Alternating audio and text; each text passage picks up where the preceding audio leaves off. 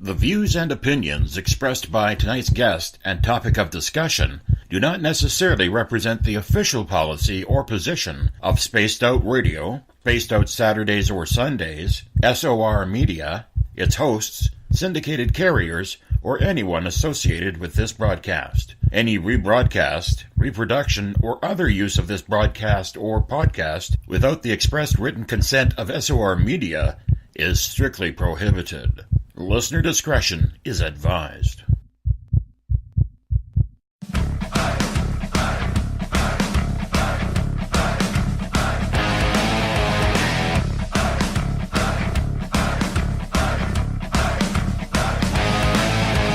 Are you experienced? Then come own the night with us.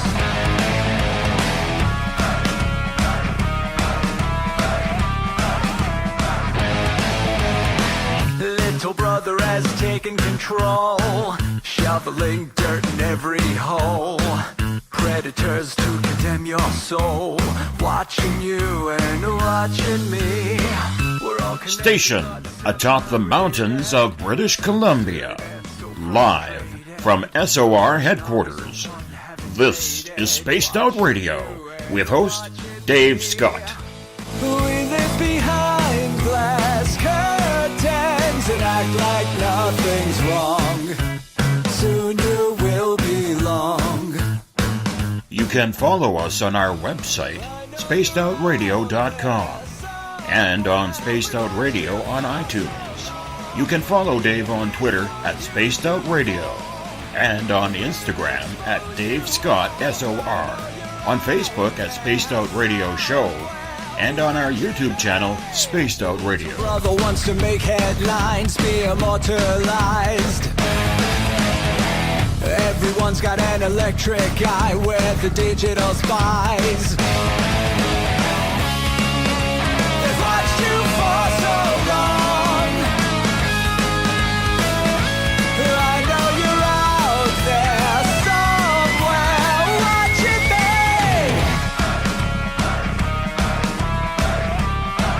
me. Buckle up, space travelers. It's time to go for a ride on Spaced Out Radio with host Dave Scott. I know you're out there somewhere. We've watched you for so long. Wait for you to fall. We'll expose you all. I know you're out there somewhere watching me. Little brother wants to make headlines, be immortalized. Everyone's got an electric eye with the digital spies. They've watched you for so long.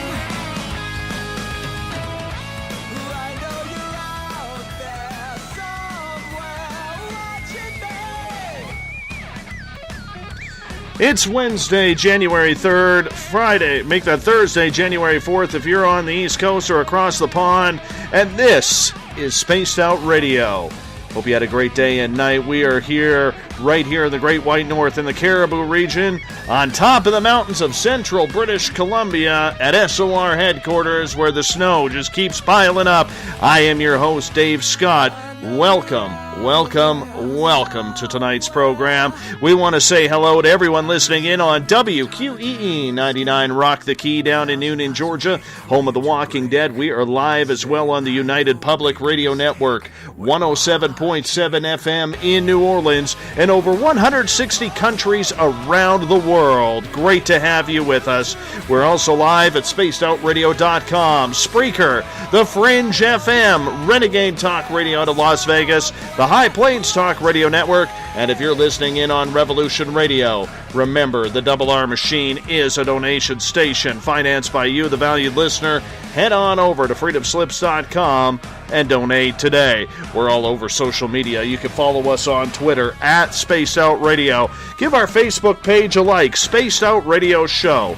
on Instagram. You can follow me at Dave Scott, SOR. Subscribe to our YouTube channel, Spaced Out Radio. That's youtube.com/Spaced Out Radio. Listen to us on iHeartRadio in the United States, TalkStream Live. Tune us in on TuneIn, download and subscribe to our shows on iTunes. And of course, our website is spacedoutradio.com. We have a GoFundMe account going on right now, raising money to help build a brand new studio and broadcast system for headquarters right here.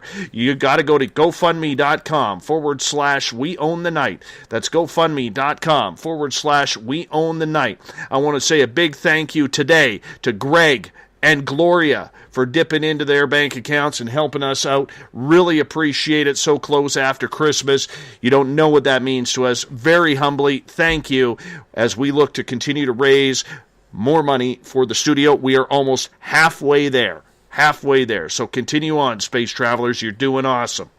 Now, if you head to our website for $5 a month, you can join the SOR Space Travelers Club. You could go to our Spaced Out Radio store, do a little shopping, read the Encounter online dealing with all strange and weird news. You could check out my latest blog there as well. We got great videos from UFO seekers and Contact TV as well. Tonight, we look into the scientific side of the paranormal. For examples from people who'd rather keep their mouth shut than say something strange or miraculous happened before their very eyes.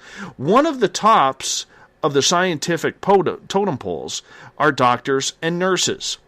We trust these brilliant people with our lives on a daily basis.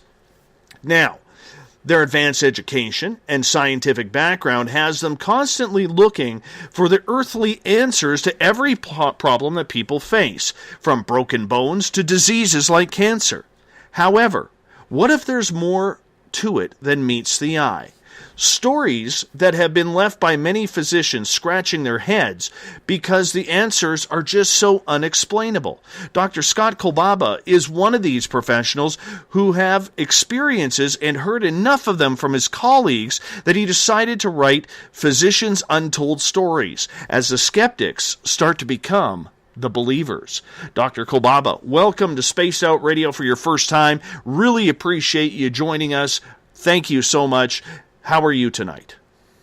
I'm great, Dave. Thanks for having me on your show. It's a great pleasure to have you do this. And you know, I'm one of these family members as well, where my cousin is a family physician as well. And I remember a few years ago talking to him and saying, do you believe in any of this stuff? Have you ever seen anything strange happen when you've been in the ER or in palliative care? And it was so interesting to me because he wanted to say something, but he was so buttoned up at the same time. Why are physicians so scared to talk about these topics? Well, you know, most docs have a regular practice. They see patients. They don't want a reputation of being strange or different. They want to be scientific based. They want to be looked upon as scientists. And so when they have an unusual experience like this, they are very hesitant to let that out so that patients that hear those unusual experiences don't think that they are a little bit different and avoid their practice, which is the concern for virtually all the doctors that I talk with that actually contributed stories to my book. So let's start with you then, Doctor, because this is obviously a very, intriguing story that is close to your heart. You wrote a book on it, which can be found at any online store. And I'm really interested in this topic because, so very rarely do we have professionals putting their names on the line. Never mind the sources, as we see so much, but their names on the line. Was that hard to convince the doctors, to go through this process to say, look, let's put your name out there. Let's make this so it's not so taboo of a subject within our field. It was initially when I first started talking with docs. No one wanted to talk about any of these things, but I think after a while, more and more docs came forward with these really unusual stories that they haven't told anyone before. And I thought to myself, why would these doctors want to tell me these stories and then actually put their names on the story themselves? And I thought, there's a number of explanations, and one of them was I've been around for a long time. I've been in private practice as an internist for about 30 years, a little over 30 years. So they know me really well. They know that I'm not going to exaggerate or change their stories. But I think the real reason was something I call the doctors in the book. I call them sappy do-gooders.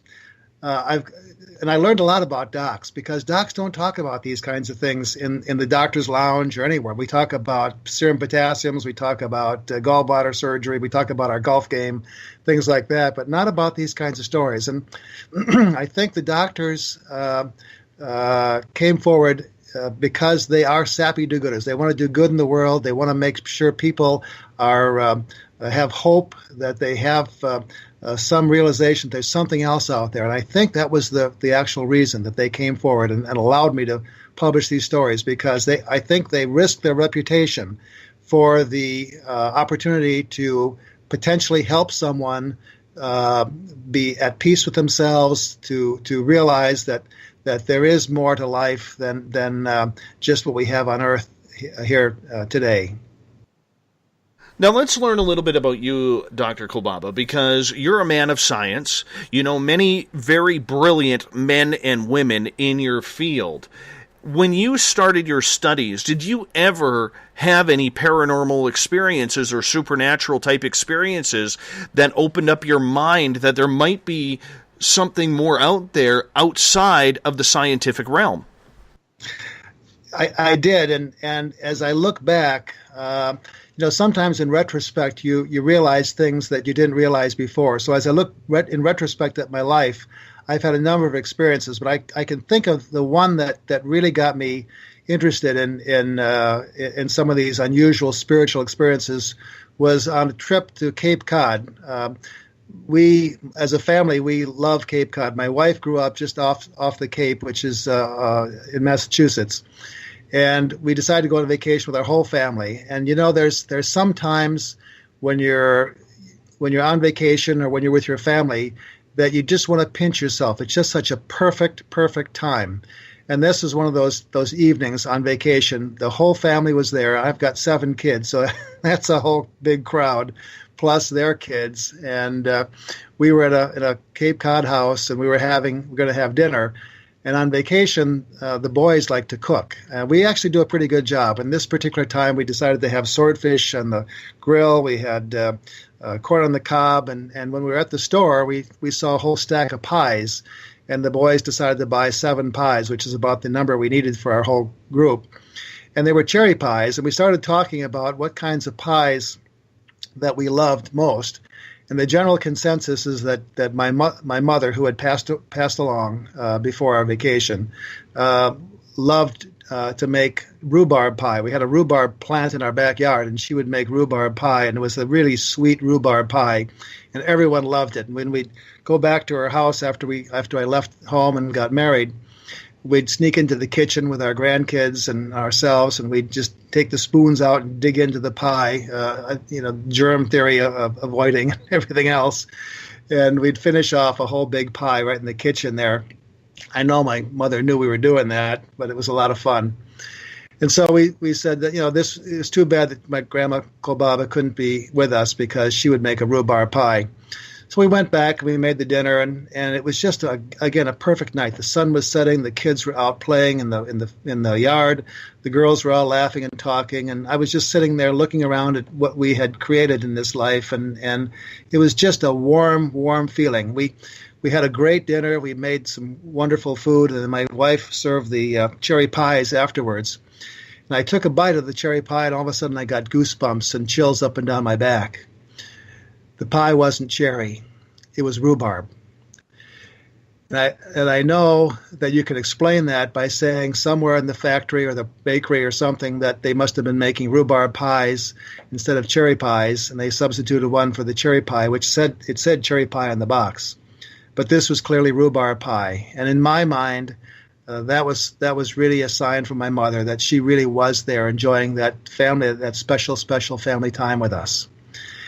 And after that, I began to think about a little bit. I was a little more attuned to spiritual things and began looking for other things that were happening around me. And all of a sudden, things started to fall into my lap with other doctors coming to me with spiritual stories that I've never heard before. And it was very interesting as kind of a coincidence. And some people say there's no coincidence, but this was kind of a thing that in the next couple of weeks, several doctors came to me with their stories that were just amazing, and I just had to write them down. Were you surprised at how your own mind kind of opened up to this? Because you're trained to look for everything on an earthly level. You're trained to find those answers within chemical balance of medicines and, maybe splintering bones back together. This is what you're trained in. You're not trained in dealing with paranormal situations. In fact, if I'm correct, it's not even supposed to be on the radar with your brain.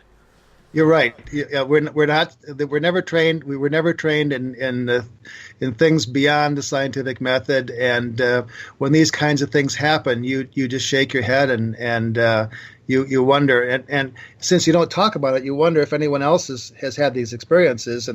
And because I had a couple that came to me from other doctors in a row, I started to ask. And in the doctor's lounge, which is a wonderful place to meet in the morning with coffee and donuts, all the good things that doctors like to have in the morning, I started to ask people, have you had any experiences that you can't explain medically? And I was surprised the number of doctors that really did. And what I tried to do is I interviewed about 200 doctors, and I included the stories that were so incredible that they either gave me goosebumps or brought me to tears, and those are the criteria that I used for the stories in the book. But the first one that I heard that really got me interested after my mother's experience was a fellow, Dave Mokel, as an orthopedic surgeon. I was just making rounds on the floor in the hospital, and Dave came running up to me and literally grabbed me by the arm and said, "Scott, I've got this incredible experience to tell you."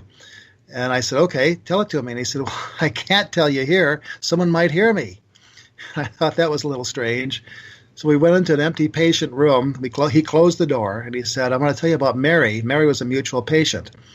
And Mary had an ankle surgery that Dr. Mokel was involved with. And when they gave her the antibiotic while she was asleep and under anesthesia, she arrested. She had a cardiac arrest. Her eyes were closed. Her heart stopped. There was no response to pain. She was basically dead. And they started to do CPR. They called the code. Everyone rushed in from rooms around the operating room where she was, and they started to do CPR. Well, the one fellow that was doing CPR was a tech from the room next door who had pretty bright red hair. And he wasn't doing CPR adequately enough because Dr. Mokel couldn't feel a pulse. And Mokel's in charge of the code. If the patient doesn't live, he's responsible. So he knew he had to do something about this CPR that this guy was doing. So he asked him to step aside, and he didn't step aside. And he asked him a couple of times, and when he finally wouldn't step aside, Dr. Mokel actually gave him a push because things are not polite with the code. You are in a life and death situation. So he pushed this fellow aside. He stumbled away, started to do CPR himself. They gave Mary some drugs that got her heart going again, and she finally came back, but didn't wake up until the next day. Cardiologist took over, and they discovered that, again, it was the antibiotic that she had an arrest to. It was an anaphylactic reaction. When Mary was about ready to go home a couple of days later, they decided obviously not to operate on her at the time. Dr. Mokel came in to give her some final instructions, and she interrupted him in the middle of the instructions, and she said, "Thank you for saving my life." Well, Dave, is a pretty humble guy. He said it was just a team effort. We all got together, and she said, No, I saw you push that guy aside with the red hair. Well, at this point, Dave got weak knees and had to sit down because he couldn't explain why she had seen him do that when she was totally, basically dead. And she said, "I saw everything that happened. When I arrested, I rose up to the top of the room. I could see everything that was happening in the room." And she described in minute detail all the people that had come into the room, what they were wearing, everything that had happened that only a person that had been in that room could describe and could remember. And Dave said, well, what else happened? And she said, "Well, I rose up to the top of the room. My grandmother, who had been dead for a number of years, also came to me and told me it wasn't my time to go, that I would have to come back, but that if I was a good person, I would be able to ultimately live in a special place that my grandmother would make sure that I had in heaven." Now, Mary, beforehand, was kind of a curmudgeon. She was one of those patients that you didn't look forward to seeing in the office. She would always complain about how you weren't on time, or you didn't do this thing right, and so forth. Well, afterwards, after this arrest, she was the nicest, kindest person in the world. She would make cookies for us in the office. She helped her widowed father, and she made a complete transformation. And I know she didn't live very long after that. Unfortunately, she had lots of medical problems. But I know that after she died, she's somewhere with her grandmother in that special place. And after I heard that story, I said to Dave, who did you tell this to? And he said, well, no one. They would think I was crazy. I only told my wife and you. You're the only two people I've told. And so after I heard that, I thought, boy, oh boy, I really have to go and talk to other doctors, because there must be other stories like that. And sure enough, there were lots of stories. And I loved to listen to them.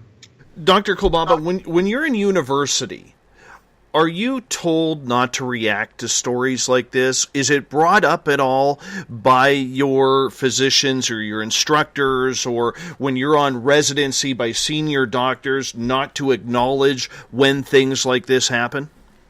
No, there's no rule like that. It's just it's probably kind of an unwritten rule that you use the scientific method, and that things that are a little bit beyond the science are just not talked about, and no one says don't talk about them. It's just if someone started talking about those kinds of things, they would be looked down upon as a little bit different, a little bit strange, which is again what made me a little bit. When the doctor started coming to me with these stories, I was really surprised. So when you have something like this happen, like David, the doctor that you were just talking about, what goes through your mind? Or what goes through that physician's mind when you have a patient wake up, and say, I saw you do it, I know exactly what you did, and the doctor knows the patient is dead? How does that play with the physician's mind? Because I can't see any situation of being prepared for that. When Dave told me this story, Dave's a pretty religious kind of a guy, and he finally had to say to himself, this is something beyond what I can explain with science. There has to be something out there that's higher than me. And most of the doctors call it God, but you can call it whatever you want. There's a higher force that is operating in an invisible realm that we just simply can't explain. And after you've been in this business for a while, you see some interesting stories that you just simply can't explain. And most doctors with gray hair that I talked to had some experience with these kinds of things. And I suspect that your cousin, who's in family practice, who was in palliative care for a while, has had some experiences, especially in palliative care. That the palliative care doctors are so close to death and dying that they have lots of experiences with these kinds of stories. So when you are, dealing with this, did you ever have anything like this happen to you during your practice? Because I believe you've been practicing well over 30 years, 35 years. Yes. There are a number of strange things that have happened to me, and again, in looking in retrospect, I can see even more, even before I became a doctor. But the one that I recall pretty vividly was an occasion where one of my patients was traveling in the South. I think it was Alabama that he was traveling. It was on business, and he called me up in the early evening and said, "I've got this abdominal pain on the right side where the gallbladder is," and it came on after eating, and I'm a little bit nauseated, and I'm really hurting. And he said, "What should I do?" And I said, "Well, I want you to go to the emergency room and see what's going on." So he went to the ER. About 2 hours later, I got a call from the ER doc, and he said, "I'm seeing your patient, Taylor, and he looks like he's got gallbladder disease, but we did a gallbladder ultrasound, the blood test, the liver enzymes were fine, everything was fine. We gave him a shot of Demerol, and he's okay now. But I told him to follow up with you after he leaves town and goes back to Chicago. So I said, that sounds fine. I'd be glad to see him. And so I did see Taylor a couple of days later, and sure enough, he had pretty significant right upper abdominal pain. I couldn't explain it except to say that this sounds just classic, like classic gallbladder. So we got some fancier gallbladder studies. We did some additional blood tests, and everything came out normal. And when a doctor can't diagnose a problem and a person's really suffering, you really get anxious about what it is, and you love to make a diagnosis. And I just couldn't in him. And so one morning, a couple of days after I'd first seen him, I woke up in the morning and I had this strong feeling that he needed a lung scan. Now, that didn't make very much sense because he had abdominal pain, not lung pain, but I couldn't get that feeling out of my mind. So I called him up about 7 o'clock in the morning, and I said, Taylor, I have been thinking about you, and I think you need a lung scan. And he kind of laughed a little bit, and I said, well, can you get one today? And he said, well, no, I can't because I'm flying out to Denver this afternoon, and I won't have time. And I had a strong feeling that he had to have that today. So I said to him, if I can get the lung scan in the morning, you can still fly out in the afternoon. Would you go along with that? And there was a silence on the phone for, it seemed like minutes. And finally he said, okay. So I called the hospital. We got a lung scan arranged. They were a little hesitant to do it as an emergency, but they did. About an hour later, after he'd been to the hospital, I got a call from the radiologist. He said, good call, Scott. And I said, what do you mean? And he said, well, he's got a massive pulmonary embolus, a blood clot in his lung that's sitting on the right diaphragm. That's why he had abdominal pain, not chest pain. It was a great call to diagnose that and not pursue any abdominal studies. And so I got goosebumps then. I had to sit down because I realized that had Taylor flown out that afternoon, he would have probably had another blood clot, and he might have died. Now, we discovered when we put him in the hospital, he had a hereditary clotting disorder, and he's been on blood thinners ever since. And indeed, had he flown out with his hereditary clotting disorder and multiple pulmonary emboli, especially that one in his right abdomen, he probably would have died. So I realized then that there's something else operating here, that I had this strong feeling to get a test that really didn't make a lot of sense, but I did, and it saved his life. And so after a couple of experiences like that, you begin to realize there's something else out there. And again, other doctors have experienced that too. And then I started seeking some stories of doctors, and many surprisingly were willing to give me those stories and actually put their name on them. So this is one of the first times that we've had as many doctors. I've had about 30 doctors with stories like this in one location that have been documented, and it's pretty special. Were you a religious man growing up? I was growing up. Then I moved away from religion, and then after getting into this and seeing things that I couldn't explain, my faith has been strengthened, and I believe that there's something else out there. I believe there is a God that operates in strange and marvelous ways, and many of the doctors do too. And it's interesting, about half the doctors that I talk with are religious, and about the other half that I had stories from are not religious at all, have no organized religion, don't go to church, but they believe after having an experience like this that there is something else out there that guides our hand in some strange and wonderful ways. Does it make you, after reading these experiences and getting the firsthand accounts from the doctors that you dealt with, does it make you want to look into the paranormal a little bit more? Have you decided to look into ghost hunting or the supernatural a little bit more? What I'd like to do is pursue these kinds of experiences with others in the medical field. And I've gotten, after writing the book, I've gotten other doctors have written to me with their stories. I'm working with nurses now. I'd like to do a book on nursing experiences, because the nurses who are, especially in the ICU or at the forefront of life and death situations, have had some amazing and wonderful experiences. So I'm pursuing those. And I'm finding that there are lots and lots of stories out there. And what's interesting is when I tell people these stories, and I love to tell stories in my exam rooms, and I'm always behind because I'm always talking to people, probably more than I should. But when I tell people some of these stories, they also come back to me with their own stories, which is very interesting. And I've had a number of patients come to me and say, thank you for telling me this story, because now I feel I can share the story that I've had.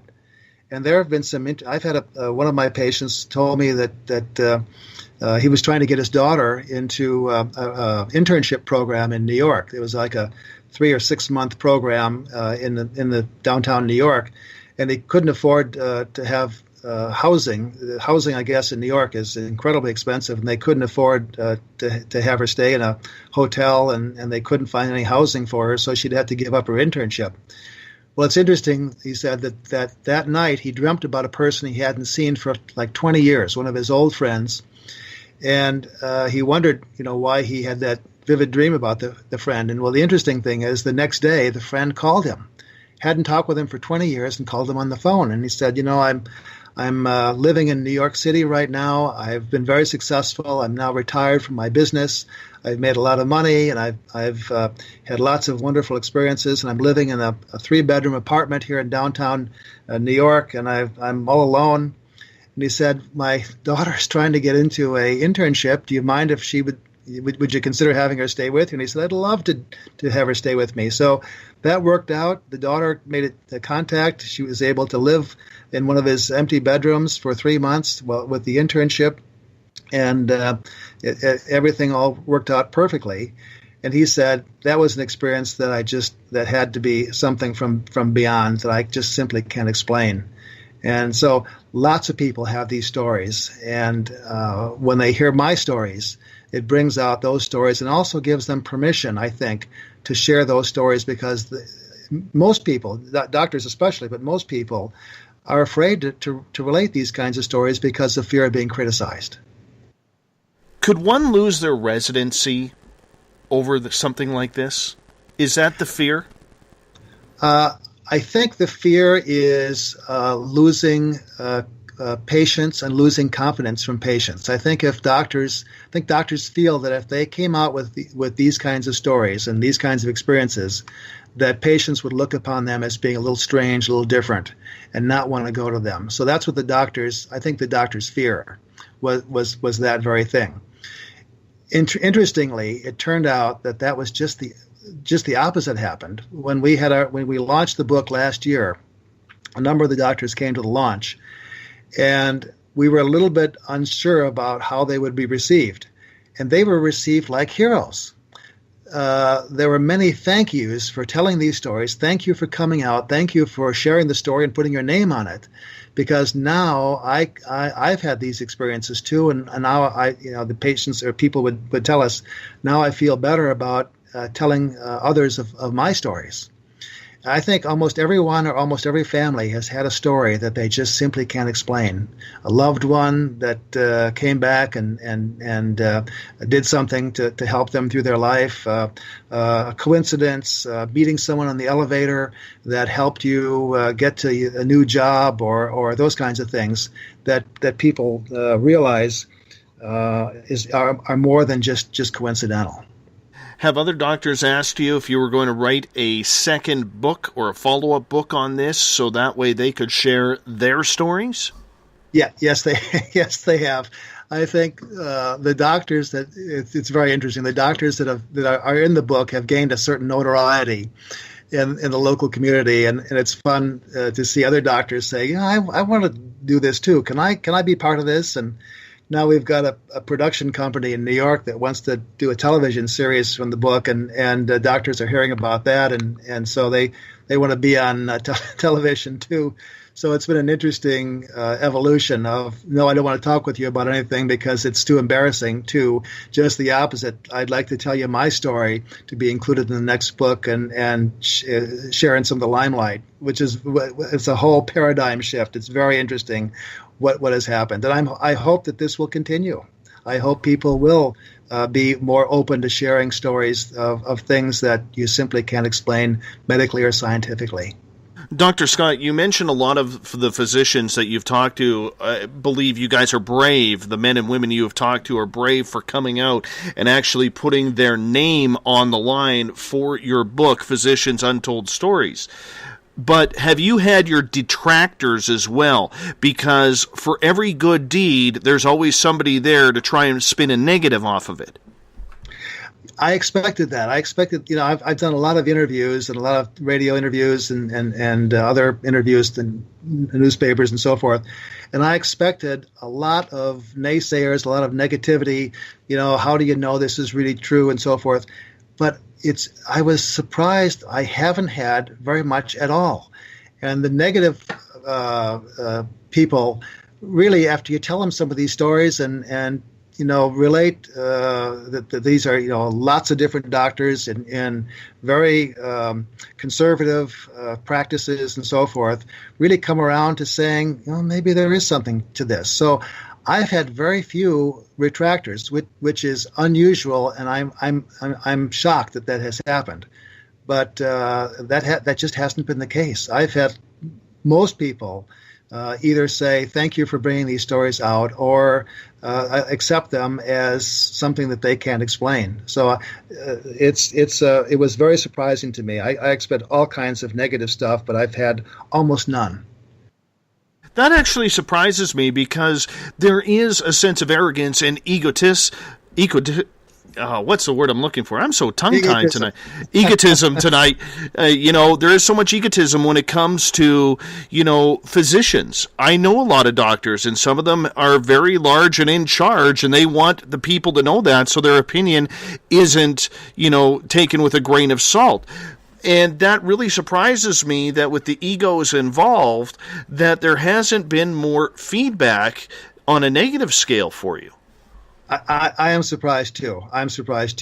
I think there are a number of different kinds of doctors, and there are the egotistical doctors. There's no question about that think they know everything.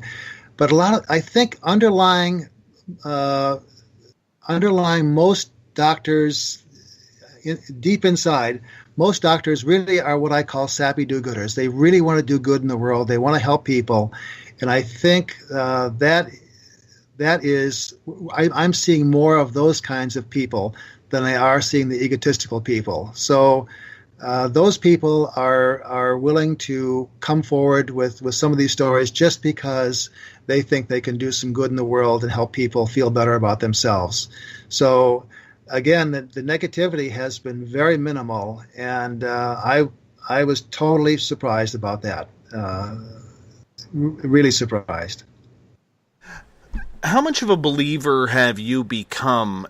Did it take these stories, or did it take your own experiences personally for you to finally wrap your head that says there's something more going on to this than we even know, or that science even knows? I think it was a combination. Certainly, if you have your own experiences, those really are ones that touch your heart and convince you that there's something else out there. But I think in hearing I've worked with these doctors, some of these doctors, for over 30 years, and I know them very well. I know their qualities. I know their character.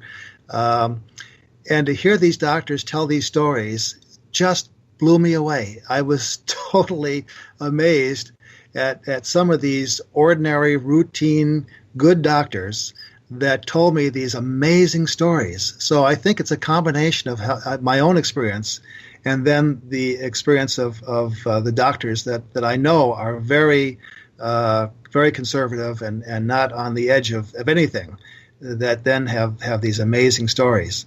I've had some experiences even before I became a doctor that when I look back, I can say there was something working here to behind the scenes that I never realized was more than a coincidence. There's a story I can tell a story about my getting into medical school. If you like, I'm happy to relate that one. Which is feel free. This is about you telling stories tonight. Well, it's interesting. I've always wanted to be a doc, and when I got into college, I never liked school, which is surprising. But I never loved school very much. And when I got into college, I decided that I'd be pre-med. And so I took all the pre-med classes as a freshman, and one of the classes was embryology. And in embryology, you look at a slide like a snake or a lizard or something, and you look at like 100 slides of this little preserved lizard, and it really, to me, was pretty boring. And I'll never forget the night we were studying for the one of the final exams. And there was a girl across from me looking at this microscope. We shared a microscope together, and the room was filled with students looking at the microscope and studying these slides before the test. And I'm thinking, oh, this is a terrible class. I hate this. And the girl across from me was also a pre-med student, and she said to me, oh, isn't this wonderful? This is exactly what medical school is going to be all about. And I wanted to throw up at the time. And I decided the next day I became an economist. So I changed my major to economics, which I also love. And I graduated with a degree in economics. After I got out and into the working world for about 6 months or a year, I decided this is crazy. I wanted to go back to medicine, even if I had to study all kinds of embryology and those slides again. I'd still want to be a doctor. So I didn't have the prerequisites then because I was an economics major. So I had to pick up the prerequisites, and I was started to do that. Then the last one was organic chemistry, which is kind of a killer class. Everyone that takes organic chemistry knows it's one of those courses that separate the ones that are really dedicated and the ones that aren't. You really have to study hard in organic chemistry. So I was working during the day. I had a family already, and I decided that I'd been fooling around for a couple of years, and I had to get into organic chemistry to get into medical school. Before I could apply, I needed to do organic chemistry. So I gave myself 1 year. If I didn't get into organic chemistry, I'd have to go and get a real job and get on with my life because I had a family to support. So fortunately, organic chemistry was offered in 2 places in the Chicagoland area. I was working in Aurora, which is about 60 miles from Chicago. And there was an organic chemistry class offered at Aurora University, which is perfect because I was working in the same city. I could pretty much walk across the street to the class. It was perfect. There was also one offered in downtown Chicago at Roosevelt University. So I went to the bookstore, bought the book. There were lots of books on the shelves. So I thought this is great. They're expecting lots of students to come into this class. When I got to the class, there were about 3 students in there, and the professor walked in the evening class, and he said, I'm sorry, I've got bad news. We're going to have to cancel the class because we don't have enough students. Well, my heart sank because I knew that if I couldn't get into organic chemistry, I wouldn't become a doctor because I had to get into the class this year. Otherwise, I have to go back to a regular job and support my family. Then I realized that there was another class offered downtown in Chicago in Roosevelt University. So the next day I made some lame excuse to my boss and drove down there and waited in line at for the registrar to get into organic chemistry. I got to the head of the line and I said, I'm interested in going into organic chemistry. Sign me up. And she said, I'm very sorry. We have a class that's full. We opened up a second class because of the demand, and now we have 10 people on the waiting list. You'll be number 10 on the number 11 on the waiting list. I said, well, you don't understand. If I don't get into organic chemistry, I won't become a doctor. I'll be a failure in life and so forth. And she said, I'm sorry. Everyone on the waiting list has the same story that you have. We just can't take you. And my heart sunk because I knew I'd never become a doctor then. Well, I was desperate. And I said, well, who makes the final decision about organic chemistry? And she said, it's the 2 professors that are teaching the class. And I said, well, where can I get a hold of them? And she said, run up to the 3rd floor, room 305. And so I ran up the stairs, stumbling and running as quickly as I could. And the room was filled with students, I think with the same intention that I had to get into organic chemistry. And I talked with the secretary there, and I must have looked like a sad sap. I must have had tears in my eyes or something. And I said, I just need to talk with the professor for 3 minutes. Can I just, wait for them? And she said, well, both professors that are teaching the class are talking in the professor's room right now, but you can wait in the anteroom outside the door. And when the professor comes out, you can go in just for 3 minutes. You can't make it any longer than that. Well, I walked over to the anteroom with all kinds of dirty looks from everyone in the room because they were trying to do the same thing I was. Why I got that opportunity, I have no idea. But I sat in the anteroom, and the door was paper thin, and I could hear the professors talking inside. And the one professor was saying to the other one, I don't know what we're going to do. We don't have any books. We've got enough books for the first class, but there are no books for the second class. And the class starts tomorrow, and we're in real trouble. And we called the publisher. They have no books at the publisher's office, the publisher's warehouse. We called all the universities in the area. No one has any organic chemistry books, and we're really in trouble. And so they talked for a little while longer. Then the one professor left the room, and the one professor that was inside signaled me for me to come in. So I walked in. I was very nervous. And I said, I need to get into organic chemistry. If I don't, I'll be a failure in life and all this stuff. And he said, I'm very sorry. We have 10 people on the waiting list. We have another class that's full. We just simply can't take you. And my heart sunk. And I realized then that I needed to, this was a desperate time. My life was on the line. This is a desperate time that called for desperate measures. So I said to him in an uncharacteristic way that I would never normally do, I said, if I can get you the books, will you let me in the class? And there was a long silence, and my heart, I could feel my heart going. And you know how the heart is beating really hard in your chest, and it's up in your throat, and you can feel it in your throat. He looked at me, and he said, can you get me 30? And I said to him, more. And there was another silence. He looked me in the eye because he was obviously very interested by this point. He was really paying attention to me. And he looked me in the eye, and he said, you're in. So I told them where the books were. They got the books. I got into the class. Everyone was happy. And I thought to myself, this is an interesting coincidence. But later on, as I was writing this book, I looked back at that coincidental experience and thought to myself, what are the odds that I would be outside the room where the two professors were talking about organic chemistry books, and only I could help them and only they could help me? The likelihood of that happening is infinitesimal. And so I realized that there was a hand that was guiding me that day to get into that organic chemistry class so I could become a doctor that I wouldn't have had, that I wouldn't have been able to do had not something like that happened. So I think when you look back at your life, I think all of us have had experiences similar to that we never realized were more than just coincidental. And I'm convinced that there was a hand that was helping me along to get into organic chemistry and ultimately to become a doctor. That wouldn't have happened had I not been given some divine help. I love hearing stories like that. It just makes it so much worth it. It gives people drive that, you know, if you just keep on going, good things can happen to you as well. I think everyone, if they look back at some project that they were involved with, will find something like that. I don't know if you've heard Steve Jobs. He gave a commencement address at Stanford a number of years ago. And he had a similar kind of a thing. And I don't know how religious he was. Probably not very religious at all. But he said a very similar kind of thing happened to him. He went to a very expensive college that his parents probably couldn't afford. And he finally decided that he didn't want to spend his parents' money anymore because he wasn't getting anything out of the college. And he dropped out.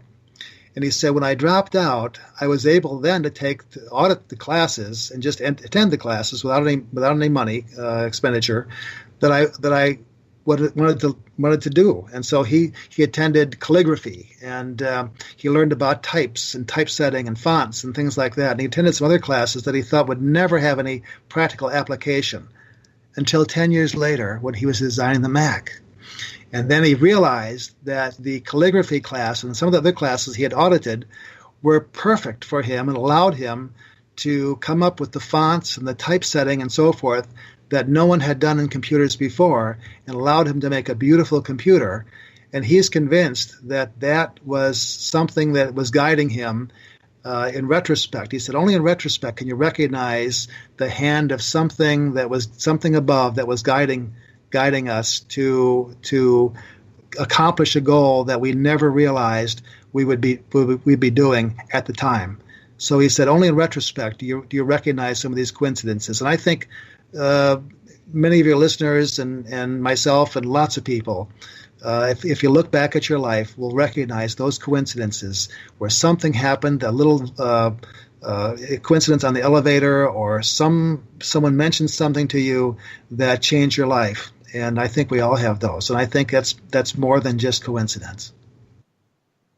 When you look at the divine intervention of everything, do you think that also comes down to emergency episodes within the hospital walls? Well, I think, there's no question that there are some things that happen that are where we get some help that we normally wouldn't have. Let me give you an example. Mike Hussey is a gynecologist who actually delivered one of our kids, and he's a real good sappy do-gooder. He travels around the world doing surgeries on people that could never afford to have surgeries, and he was involved with a group that went to the Philippines, and this was an organization that sends doctors out to the poorest of the poor of the countries where people really cannot afford to have any kind of medical care. And they do surgeries on these women that have serious medical problems. And one of the women, Marie is her name, that came to him, and the people, when the doctors from other countries like this show up in the Philippines, the people line up for blocks to see them.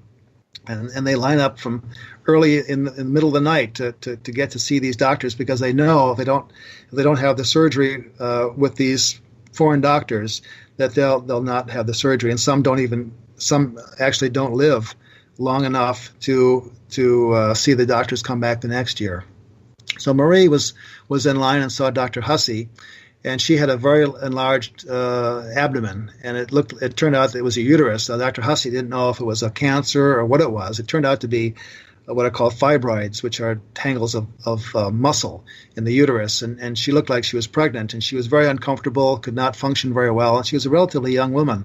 So he decided to take her to surgery. Now, the operating rooms in the Philippines where he was were very, very primitive. This was an 8-bed hospital. It was off in the boonies. They had no nurses. They just had some techs to help, and he was doing surgery there. And when he opened her up, normally what they do is they lift the uterus up and they tie off the blood vessels underneath so that there won't be any bleeding. Well, she had so many adhesions and scar tissue that he couldn't lift the uterus up, and he would have to dissect around and cut some of these adhesions. Well, while he was doing that, she started to bleed. And she was bleeding so vigorously that he had to stop his operation just to stop the bleeding. And after a while, he realized the bleeding was more than he could handle, and that she was starting to bleed to death, and her face became more and more pale. Well, normally in the United States, you'd call to the blood bank and get some blood. Well, the nearest blood bank was 25 miles away. They had no blood. And so all of a sudden, when this kind of thing happens in the operating room, everyone becomes quiet. No one makes eye contact, and everyone knew that she was dying on the operating room table. And Dr. Hussey knew that too. And he finally came to the realization that he was powerless to do anything else, and that she was going to die. So he's a religious individual. He closed his eyes, stopped operating, and said a prayer. He said, "Heavenly Father, this is you're the ultimate healer. This is your patient. Please take over and heal this individual." Well, when he opened his eyes, he was totally amazed that everything, when he went into the operating field again, everything had loosened up. The adhesions had loosened up. He was able to lift the uterus up, tie off the blood vessels, stop the bleeding, and finish the operation. She had lost a great deal of blood, but she was alive and she was well, and he was able to finish the operation. He said a little prayer afterwards, thanking God for intervening and helping him in this miraculous way. And about a month later, after he returned, she also sent a little letter with the similar kind of thing. Thank you for helping me get better. I'm living a normal life, and I feel wonderful now. And so I think those kinds of things happen not uncommonly. That's not an unusual story, and I've heard lots of stories like that from other doctors of some divine intervention that happens within the walls of the hospital in some emergency situations. Has this changed a lot of the belief system that doctors have with what goes on? We only got about 2 minutes before we got to go to break here, Dr. Kolbaba. I think it has. There are doctors, and I'll tell you a story when I come back from the break about one of my doctor friends who's now actually chairman of the board of one of the local very religious colleges in a local community that changed his life, and it was an experience that he had as a high school student, and that stayed with him his whole life, and it has changed his life. And it's an interesting experience about a miracle that happened to him within the walls of the hospital too. Personally. Yeah, we can get to that story right after the break. That would be great.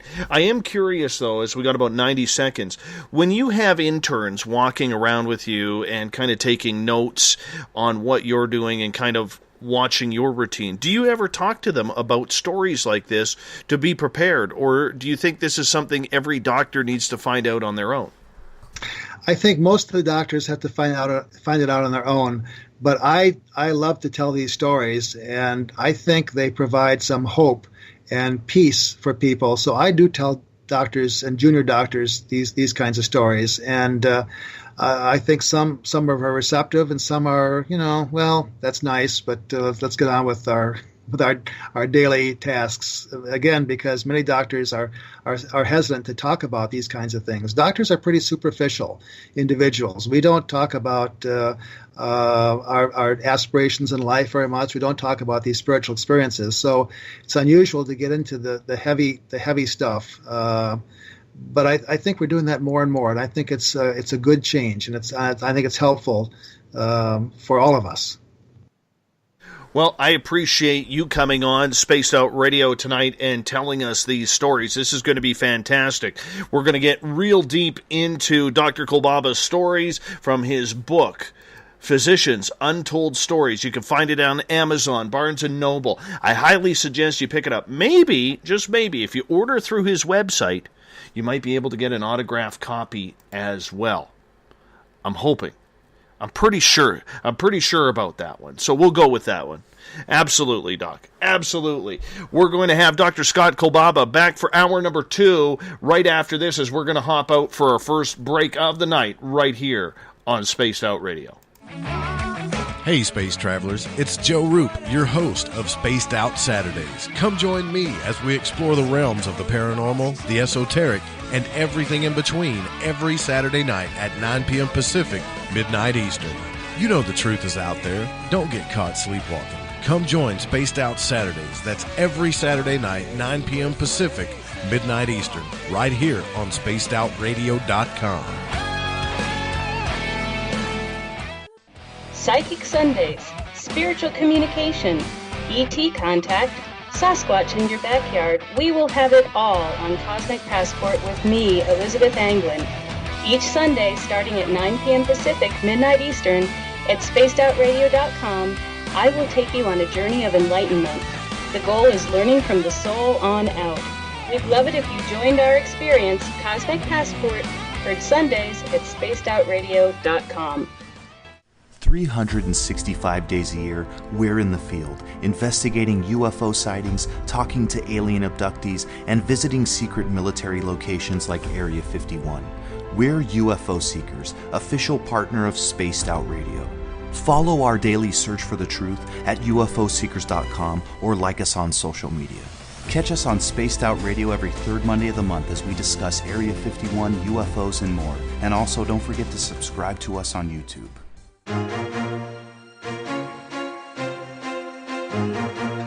From coast to coast to coast, Blacklight Uncharted is taking on the paranormal across Canada. From ghostly hauntings to the UFOs flying above in conjunction with MUFON Canada, we're closely investigating what's going on in the northern skies and checking out the apparitions that walk among us. Check out our videos right here at SpacedOutRadio.com. We want to know your thoughts, we want to hear your experiences, and we want you to share your stories. The answers are out there, and we intend to find them. Would you like to become one of our space travelers?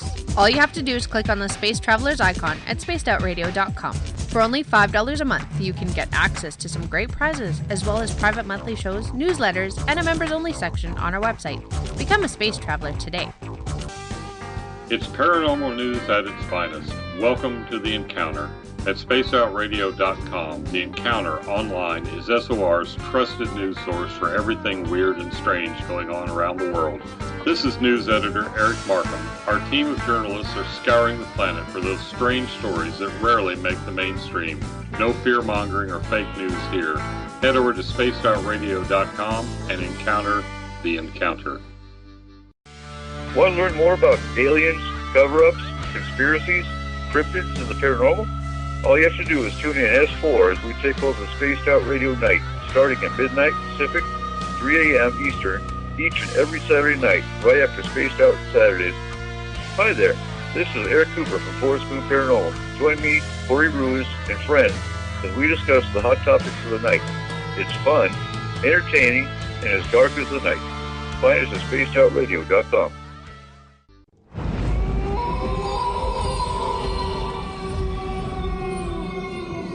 Hey, this is Canadian Paranormal Investigator Mike Moore. The third Wednesday of every month, I'll be teaming up with Dave Scott to bring you Ghosts of the Great White North. Each month, we will bring on guests from across Canada to discuss their ghostly encounters. Canada is a paranormal hotbed with stories you've never heard, so we're going to bring them to you. So get comfy on your Chesterfield, grab a donut, and join us, eh?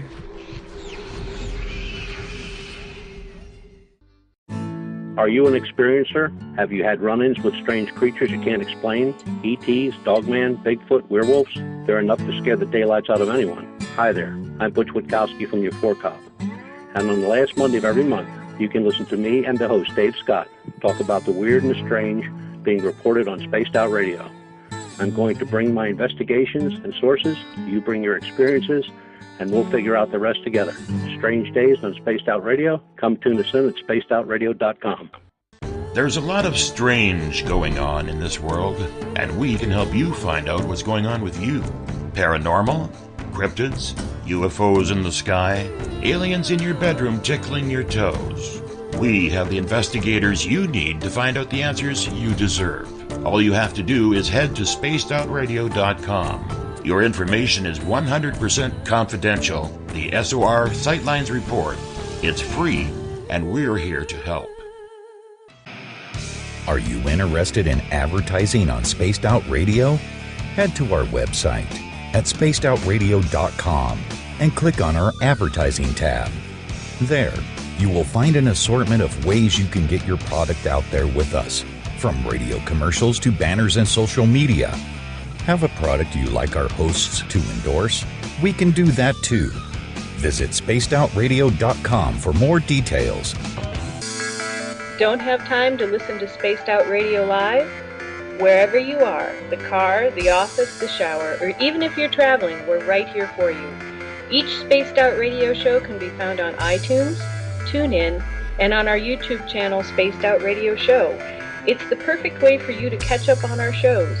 For more information, just head over to our website, spacedoutradio.com, and tune in to us today. Do you want to know what's really going on in your world? Do you have questions about who you can trust in the mainstream media? Then look no further than the Rebel Planet. Come get the straight answers right here at spacedoutradio.com. Join me, Jamie Sexton, creator of Rebel Planet News, as I fill you in on the stories behind the stories. All you truth seekers, be sure to tune in to Rebel Planet on spacedoutradio.com the third Thursday of every month.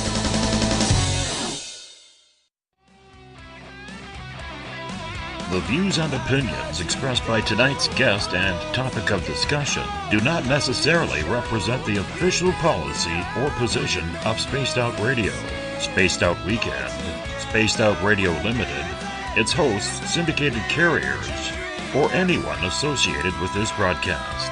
Would you like to connect with us? Head to spacedoutradio.com for all your latest show info. And hit us up on Twitter using the hashtag SpacedOutRadio. Now, back to Dave Scott and SOR. Welcome back to the second hour of Spaced Out Radio tonight. I am your host, Dave Scott. Good to have you with us. Tomorrow night on the program, Scott Z. Williamson, or if you're in Canada, Scott Z. Williamson, will be joining us to talk about survival. In case you're lost in the woods, the worst happens, there's a natural disaster, and you need to be prepared. He's going to be with us tomorrow night, starting at 9 p.m. Pacific, midnight Eastern Time at spacedoutradio.com. We want to welcome in everyone listening in on WQEE 99 Rock the Key down in Noonan, Georgia, home of The Walking Dead.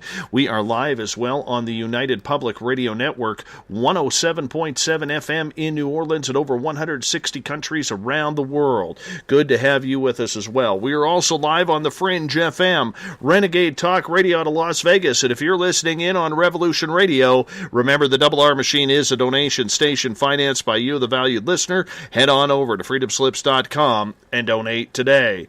Bill Cardwell has set the password for tonight in the SOR Space Travelers Club, Quacker Roger.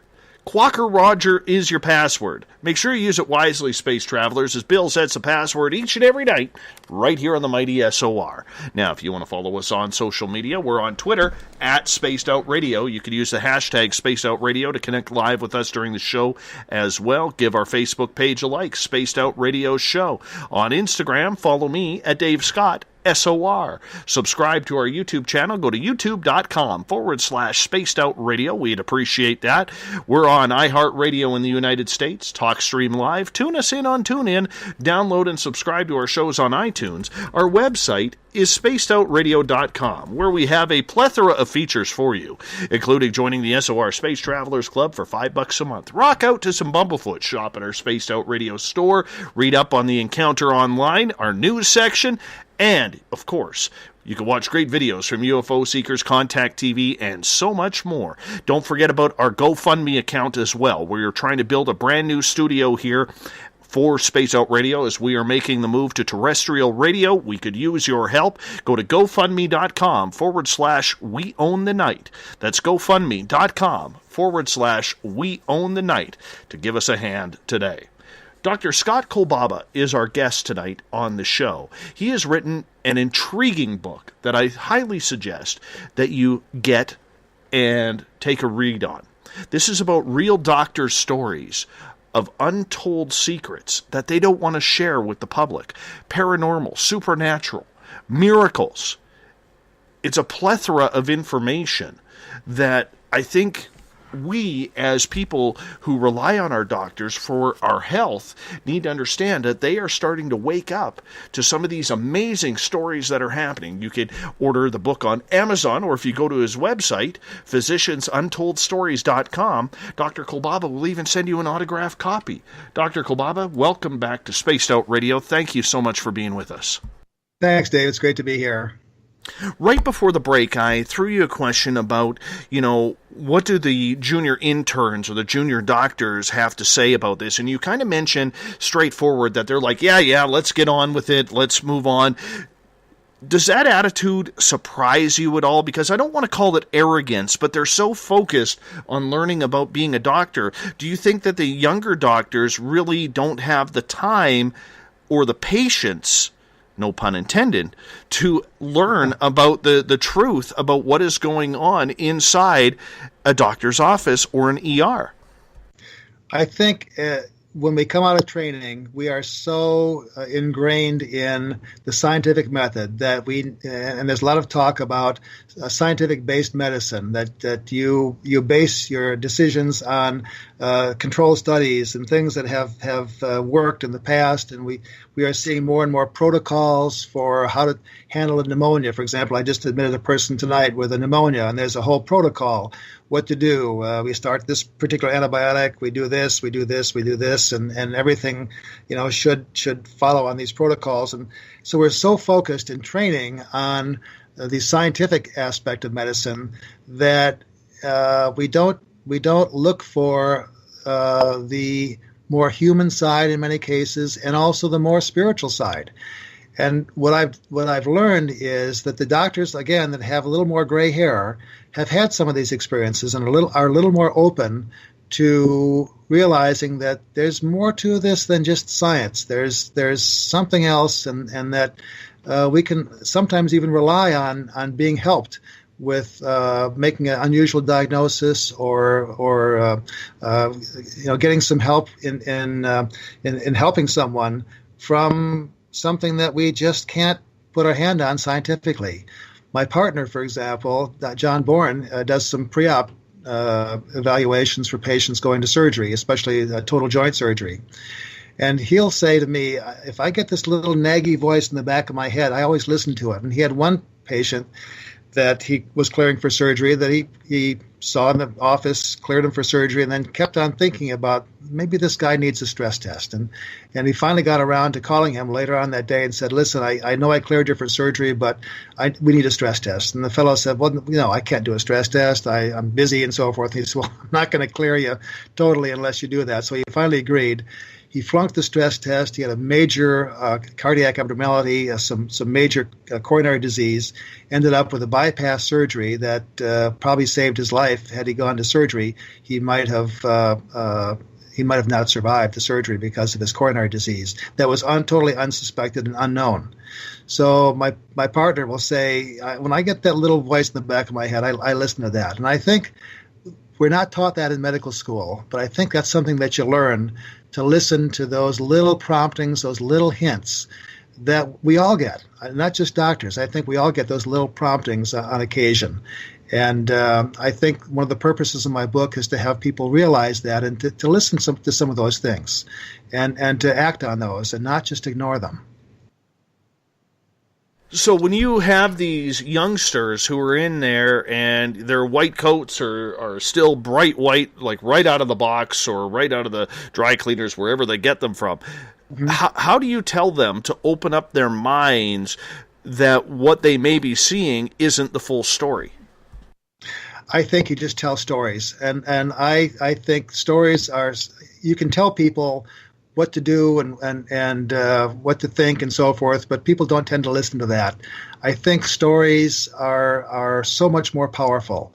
And if you tell a few of these stories, I think that helps open people's minds and is much more persuasive than just telling a person what to look for and what to do. I think just relating a couple stories is very powerful. And the book has gotten out to lots of the doctors who are really appreciating learning about some of their colleagues that they never realized had these incredible experiences. In doing my research for this show, I heard you tell a great story about a fellow doctor of yours who was skiing and had something very supernatural happen.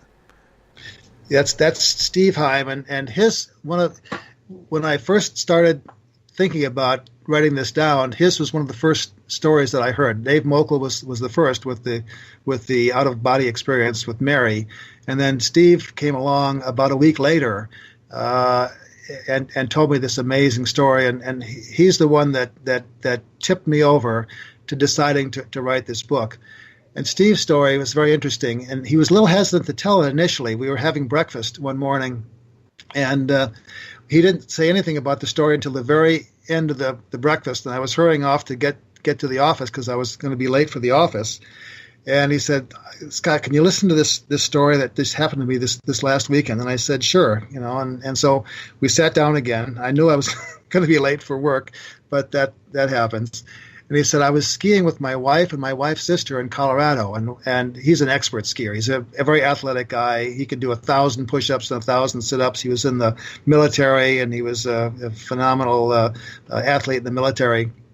And he said, we were skiing down this mountain, and it was an unfamiliar mountain in Colorado. And when we got to the top of the mountain and started to ski down, a blizzard hit, and the snow started to come down sideways and upside down in all directions. The wind was whipping around. The temperature dropped, and we could hardly see where we were going. But we had to ski down the mountain, so they all took off. And they came to a grove of trees in the middle of this run. They had to go to the right or the left, and Steve decided to go to the right, and the girls evidently decided to go to the left, and they couldn't see each other for a little bit. And all of a sudden, when Steve had gone down a few seconds, he realized that he was going down the wrong way, and the girls were on the other side. And so he decided to ski back through the grove of trees to get back to the girls. When he's an expert skier, he could easily do that. And all of a sudden, he said, there was something that happened in his chest. He felt this uneasy feeling. Did you ever have that really, really feeling of dread or uneasiness that you just can't quite explain? Yes, I have. I got taken by aliens the last time that happened. That's not even a joke. Well, he had that strange feeling, and then he said something else happened that was very unusual. The snow was coming down, the wind was blowing, and he said, all of a sudden things became very quiet. It was silent, and he could hear the snow crunch underneath his skis. He could hear himself breathing, and it was very unusual when all this is swirling around, that there's just this silence and this feeling of dread. And he was overcome with the emotion that he was being called upon to do something that had life and death implications. He had no idea what it was. And so he decided to stop skiing. So here he is in the middle of a blizzard, in the middle of a forest. He knew that the girls were waiting for him on the other side of this grove of trees, and he's standing there wondering what the heck he's doing. Then he did something even more unusual. He took off the skis and started to walk up the mountain in the opposite direction from where the girls were waiting for him. And he had no idea. He just felt this compulsion to do that. So he's walking and climbing and walking and climbing. In the meantime, he still has this feeling that he's being called upon to do something of major import, but can't explain what it is. And it's silent. He hears the crunch of snow underneath his boots now, and he comes to a big pine tree. And now this is about maybe 100 from where he stopped skiing. And the pine tree, there was about 5 feet of snow, and there's a thing called a tree well that it forms like a bowl underneath the tree where the snow comes down to the trunk of the tree. And as he's standing in front of this tree, he happened to look down, and suddenly he realized why he was there. Underneath the tree was the body of a skier that must have hit the tree, covered with snow. And you couldn't see the body unless you came right upon the tree and looked down, because it was underneath the tree and it was totally invisible. And so Steve, interestingly, is a trauma surgeon in addition to being an orthopedic surgeon. So he knew exactly what to do. He brushed off the snow off the fellow's head to see if he was breathing and if he was alive. And he looked like he was dead. He had a gray face. He didn't look like he was breathing. But Steve knew what to do. He put his hand on his carotid artery in the neck to see if he had a pulse. And sure enough, he had a pulse. It was a thready pulse. It was very, very weak. And he was just barely alive, but he was alive. So Steve went into trauma mode. He brushed all the snow off the skier. He covered him with his jackets. He started yelling for help, help, help. One of the last skiers down the mountain, because everyone wanted to get off the mountain because of this blizzard, one of the last skiers heard his cry for help, came to his side, and he said, "What can I do?" And Steve said, "Go to the nearest phone, call the ski patrol, and get him up here as soon as possible. This fellow's almost dead. He's hypothermic, and we need to get him to the hospital immediately." So the guy took off, and about 15 minutes later, Steve saw the lights from the snowmobile pulling a gurney with the ski patrol, and they loaded up this unconscious skier onto the gurney, took him down to the lodge where the ambulance, they had called the ambulance, was waiting for them to take him off to the hospital. In the meantime, Steve's shivering with adrenaline release and with cold. He put his jackets back on and then got his skis and skied over to where the girls were still waiting for him on the other side of the grove of trees, and they skied down to the lodge. There, Steve was rewarded for his efforts with a cup of hot chocolate. The next day, he called the hospital to find out what had happened to the guy, and the doctor that he talked to said he did a great job of splinting his leg, because Steve noticed he had a broken leg in the field and took a tree branch and some of his undergarments and splinted his leg. And he said the orthopedic surgeons were very impressed with your splinting ability. The guy is perfectly fine. He's awake now. He's alert. He says he hit the tree and then obviously became unconscious, and had he not been found, he would have probably been there until the spring when the snow melted. And so Steve, obviously, I said, "Steve, what did you think about that?" And he said, there's no question. I was directed to that skier by a force that I can't explain. And the interesting thing is, that's not the end of the story. I said, and what else did you think about that? And he said, well, there were 2 people that were saved that day. And I said, what do you mean by that? Why were there 2 people? You saved the skier, and what else? Why else? Who else was saved? And he said, I was saved. He said, 2 years before, I was skiing with my father in Michigan, and who was an expert skier. Also, we were doing cross-country skiing. My father arrested on the slope and basically had a total cardiac arrest. I grabbed him, picked him up, because Steve's very, very strong, ran him down to the first aid station, which was actually equipped with a doctor that knew CPR and all those kinds of cardiac support techniques. They worked on his dad for an hour, and they finally gave up the code, and his dad died.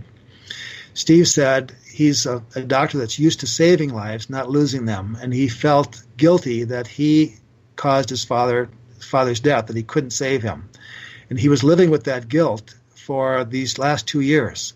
And he said to me, when I saw that skier, I got a sudden deja vu experience that this was my father all along, and this was my second chance to come back and to be successful at saving someone, and I did. And I realized then, after I saved this skier, that this was my second chance, and that God was giving me a second chance to realize that I wasn't responsible for my father's death. That people live and people die, and I wasn't responsible, and the guilt suddenly left me. So that there were two people that were saved that day: myself and the skier. I lost my guilt, and the skier gained his life. And I said, do you think your father was in on this whole scheme? And Steve said, there's no question. My father was in on this and helped me realize that I was still a good person, and I wasn't responsible for my father's death. And that was one of the stories that really got me interested in learning more about other doctors. And that's when I started to meet with one of my patients who was a publisher.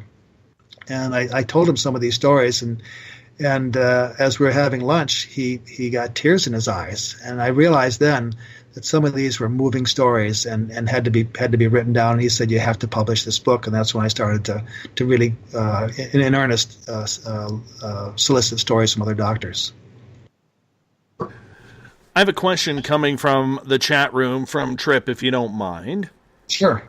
He is asking, has anyone in security ever pulled you to the side, Dr. Kolbaba, and wanted to show you any type of video footage they've received of apparitions?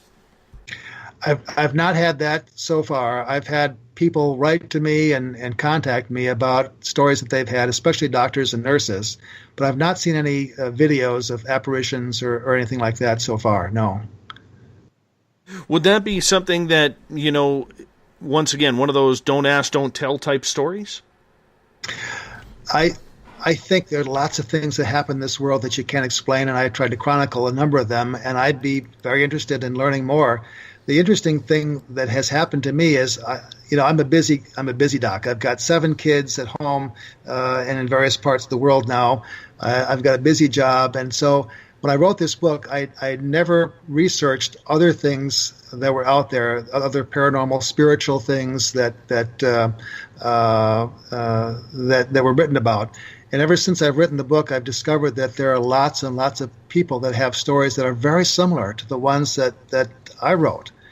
And it's interesting to see that there are certain patterns of things that I never knew about. The near-death experiences, for example, the one that Dave Mokel had, is a fairly common experience where people feel like they rise to the top of the room and are able to see things around. I never realized that until after I wrote the book. So there are lots of things out there that I can't explain. Mm-hmm. Has it opened your mind to everything, whether it's out-of-body experiences, near-death experiences, and absolutely everything, that goes along with it? Have you seen ghosts? Because there's so many different factions of the paranormal that it's hard to grasp just one little nugget of it. I've not personally seen ghosts, but there are a number of doctors that have seen, have told me stories about ghosts, and one of my favorites is Grandma Hanlon. This was a story from John Heisler, who's an obstetrician gynecologist who actually also delivered one of our kids, who is actually still walking and talking wonderfully. Dr. Heisler's wife, Joan, was involved with delivering their 5th child. I think they have 8 kids. They've got a bunch of kids, and this was their 5th child that she was delivering.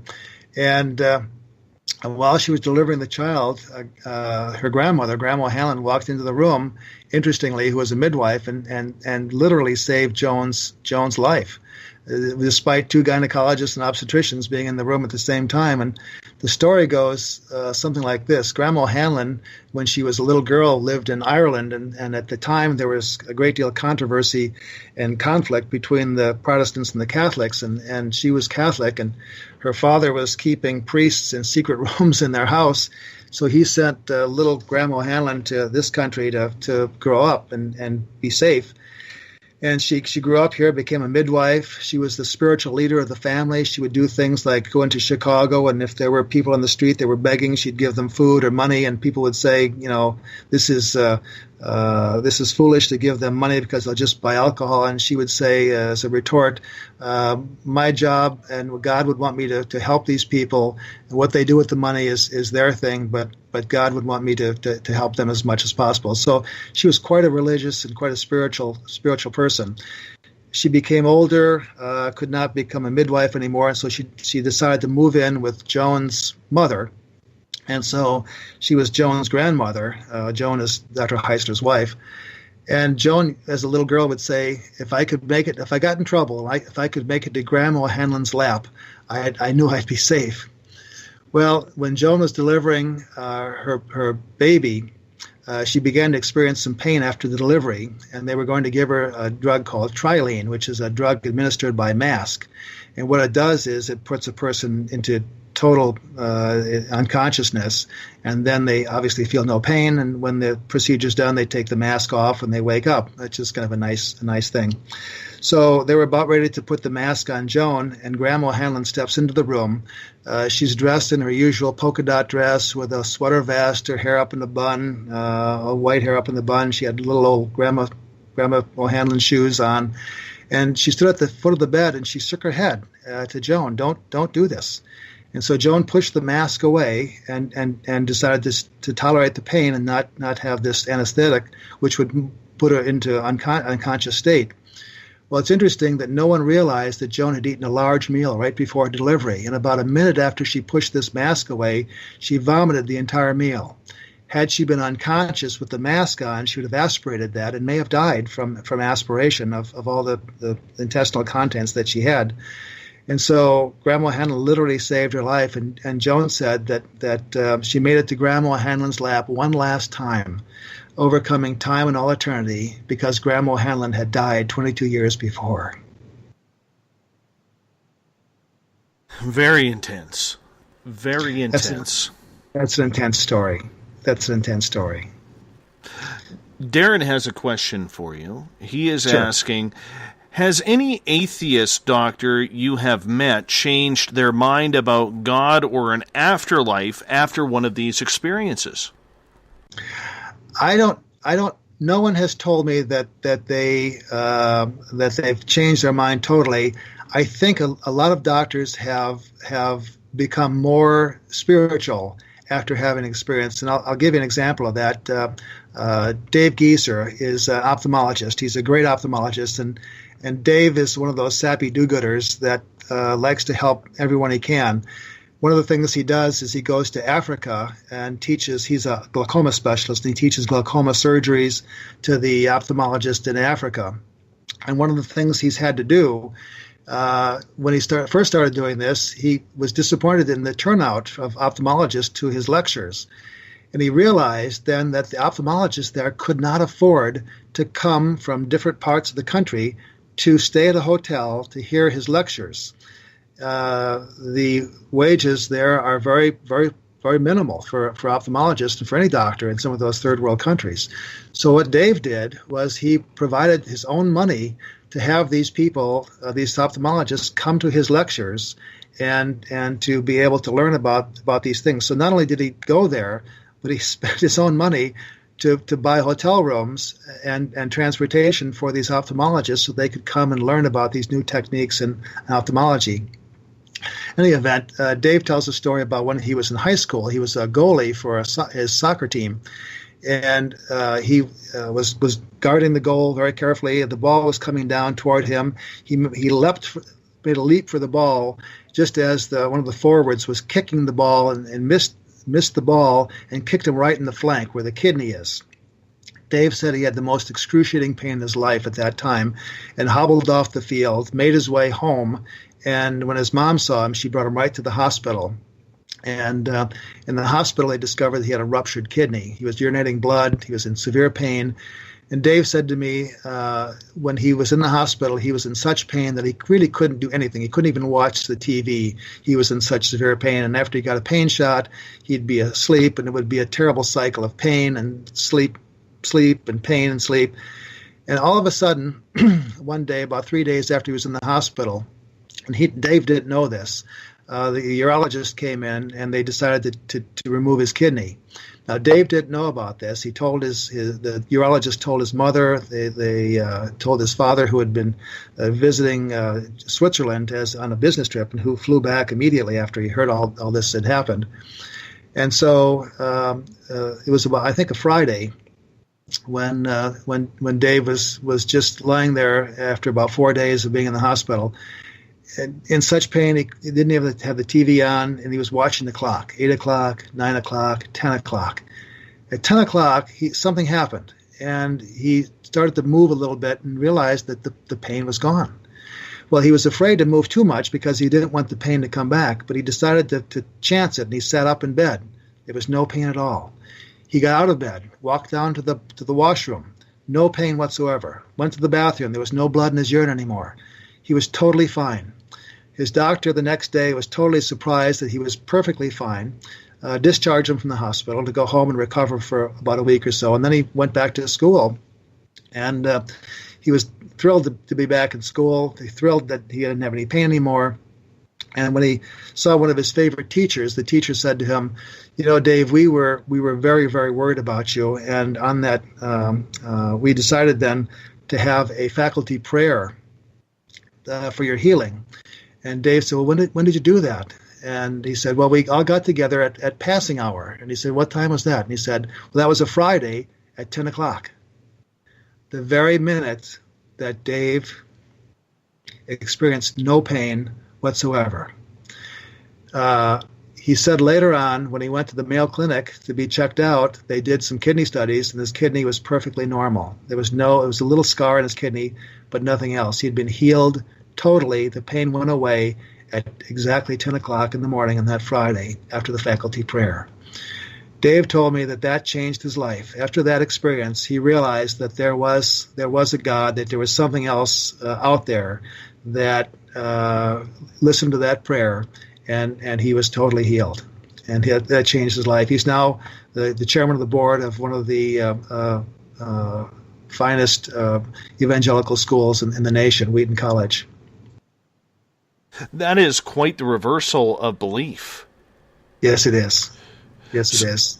So when your other pediatricians, gynecologists, other types of doctors hear about this and this type of transition, is there always the snarky comment that, wow, maybe this guy's just losing it? Or is there actual belief that goes into it? I think with as many stories as we have in this book, there's more belief than there is ridicule. And everyone knows, most of the doctors that are in my book are local doctors that I know personally and can vouch for as far as their credibility. And everyone knows that these are credible doctors.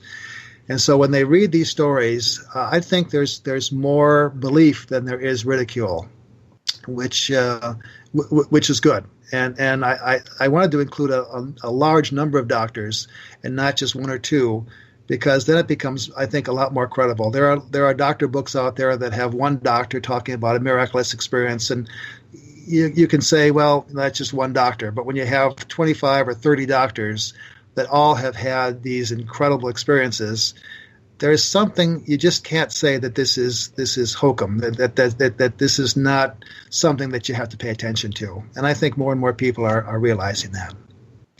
Let's take a look at your book, because I'd love to hear some of these stories for our audience. And let's get to chapter 1, where you talk about If I Had Been Buckled. That's an interesting story. Luis Manrique is the doctor that told me this story. Luis is an infectious disease guy, and he grew up in Peru. And in Peru, like many third world countries, you have to be really, really good to become a medical student. And he had to take a test, and this test determines who gets into medical school. And I think there are like 20,000 people taking this test, and they take 30 students to get into medical school from this test of 20,000 people taking it. And he was one of those 30. He was very lucky to be that bright and that good to get into medical school. So medical school there, I think he said, was 8 years, because they go through college and medical school at the same time. So he was going to medical school, and when you're in medical school, you learn how to study really, really hard, and you know how to study in the middle of the night, and you become sleep deprived. And he had a really, really bad week of studying. There was lots of tests, and he was, when he looked in the mirror, he could see the dark circles under his eyes. And he was looking forward to Friday when they would have the final class, and they could then on Friday night go out and party a little bit. So they decided to do that. Well, the night before, the Thursday night before, he went to bed, and he had a little individual room, a small room. And while he was sleeping, with his eyes closed, he saw there was a light in the room, and the light got brighter and brighter and brighter. Now, he wasn't sure if he was dreaming or if it really was happening. And all of a sudden then, the head of the bed was against the wall, and from behind the wall, he could hear a voice. And the voice said to him, "You'll be okay, you won't be hurt." And he thought, that's an interesting thing. And he wanted to open his eyes, but he was afraid to open his eyes, because he was afraid that if he opened his eyes, it wouldn't be a dream anymore, it'd be real. So he's a little afraid. He's kept his eyes closed. And then the light seemed to disappear out of the room, and everything became quiet, and he went into a deep sleep. The next morning he woke up, and he remembered this dream. And you know how you have dreams, and most of them go out of your head as soon as you wake up in the morning. You forget about them, but this one stayed with him. He couldn't get this dream out of his head, that he would be okay, he wouldn't be hurt. And so then they went through the school. They finished up, and about 3 or 4 of his colleagues decided to get together. And they went to a local nightclub. They had some beers, and they had a designated driver, Manuel, who was drinking as many beers as the rest of the group, so he wasn't a very good designated driver. And they became really tired after a couple of beers, and they couldn't keep up with their other colleagues that weren't in medical school, because they were just so exhausted. So they decided to leave and go back home.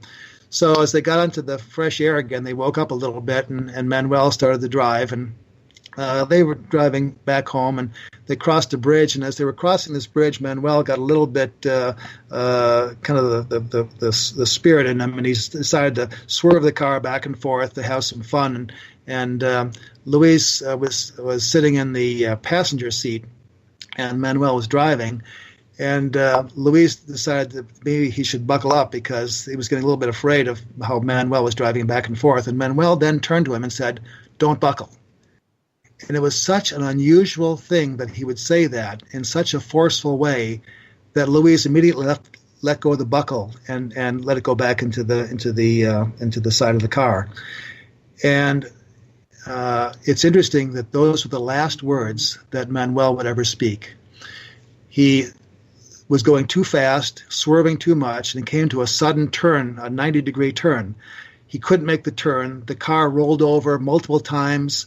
The door in the driver's side flew open. Manuel was thrown out, and he was mortally injured and would die several days later, not even waking up in a coma. Luis was then, who was in the passenger seat, was thrown over to the driver's side, was behind this mangled steering wheel, and the car ended up upside down in a ditch.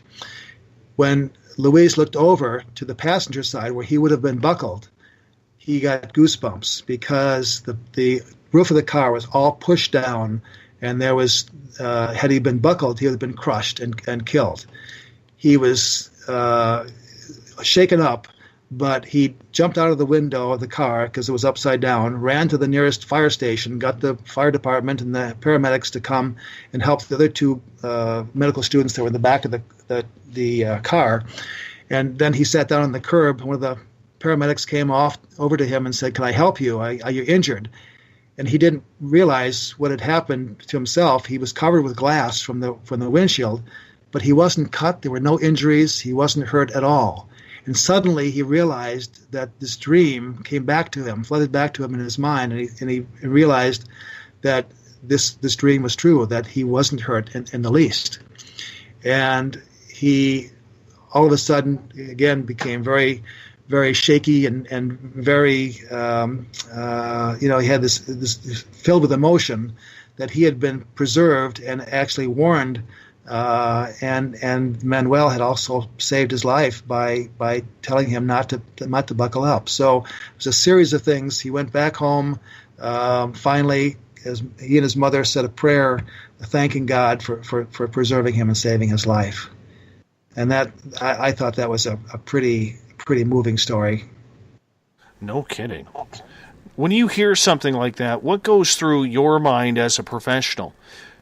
Because it's easy for somebody like us who are in this field to say, that is so believable. Like that, what a miracle that happened to him, and that he's still with us. But for someone of your education and your background, when you hear a story like that, how long does it take you to believe the entirety of it? Well, since I've listened to so many of these stories from doctors, I'm believing these stories now. But before, I would have, and many doctors would have said, if they just heard this story alone, they would think to themselves, well, there's got to be some explanation. There must have been lightning outside, or that was just a crazy dream or something. So no one initially, I don't think, wants to believe that there's something spiritual happening here.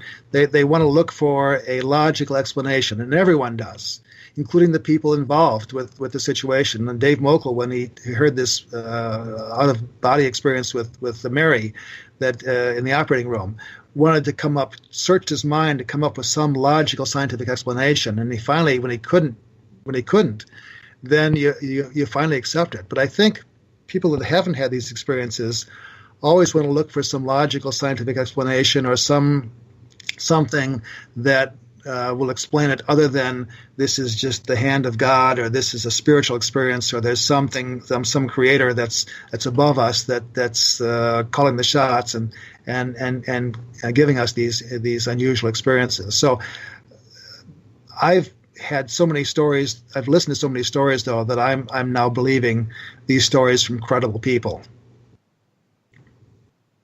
Let's move on to another story. In Chapter 2, you talk about God's emissaries.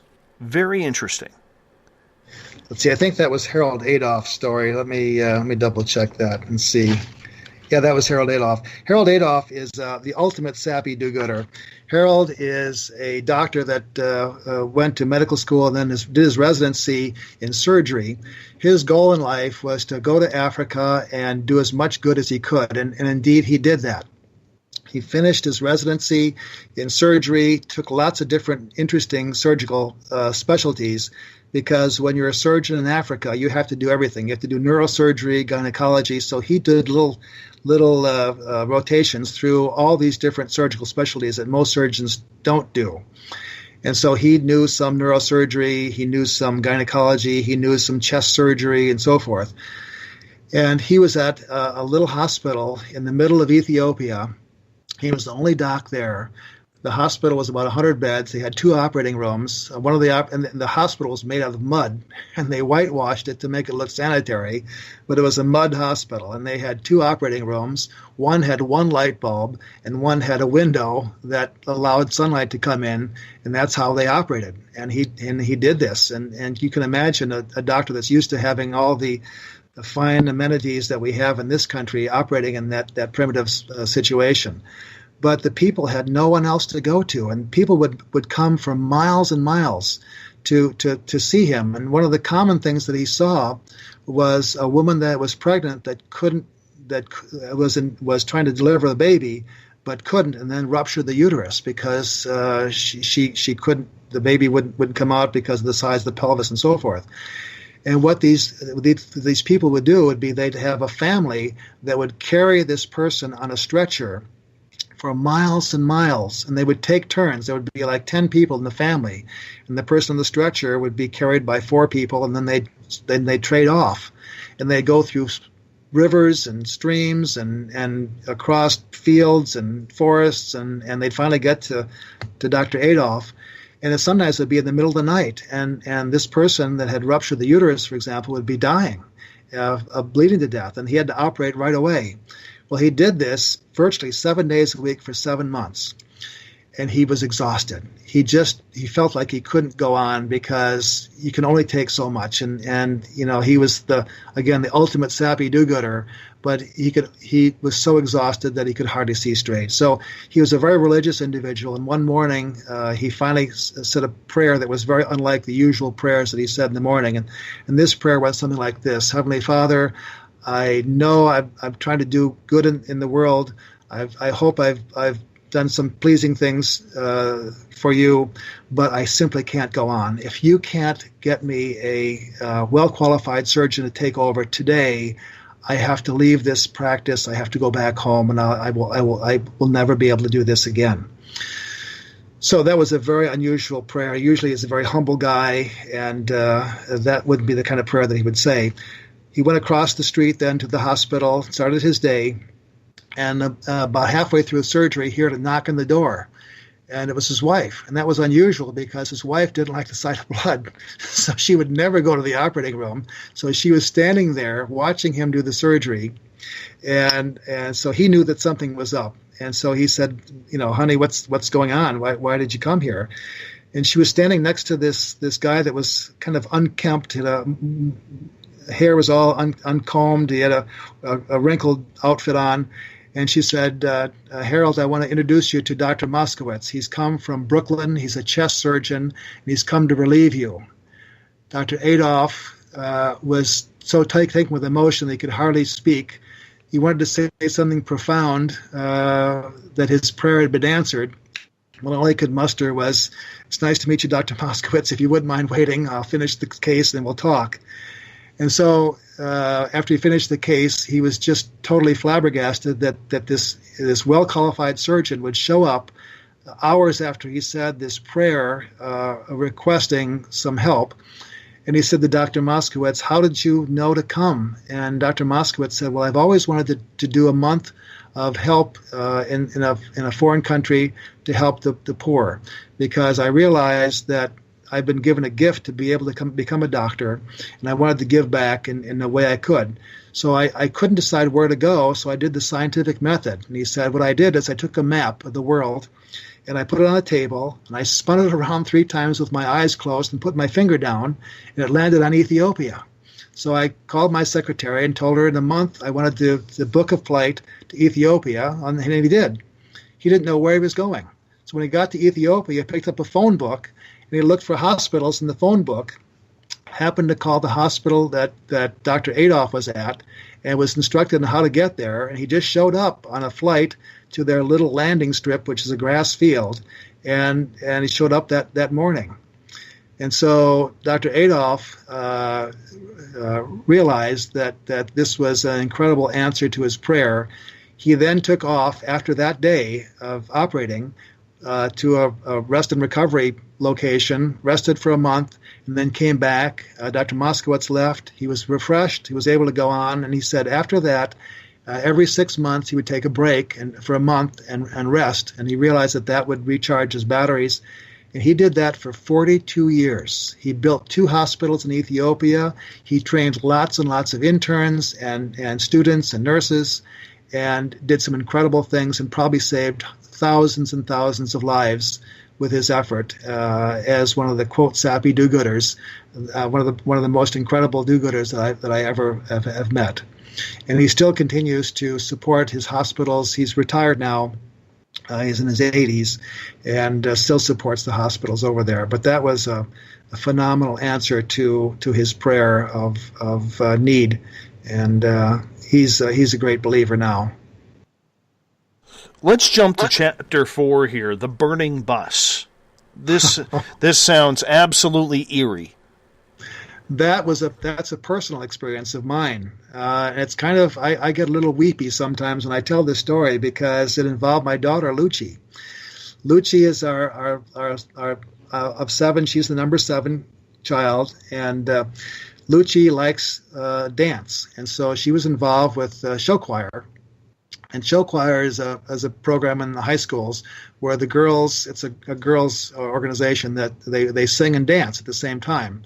And I don't know quite how they do that. When I dance, or move around quickly, I get so short of breath I can't sing. But they sing and dance, and it's a beautiful thing. And they have to try out for this, so they have to be pretty good.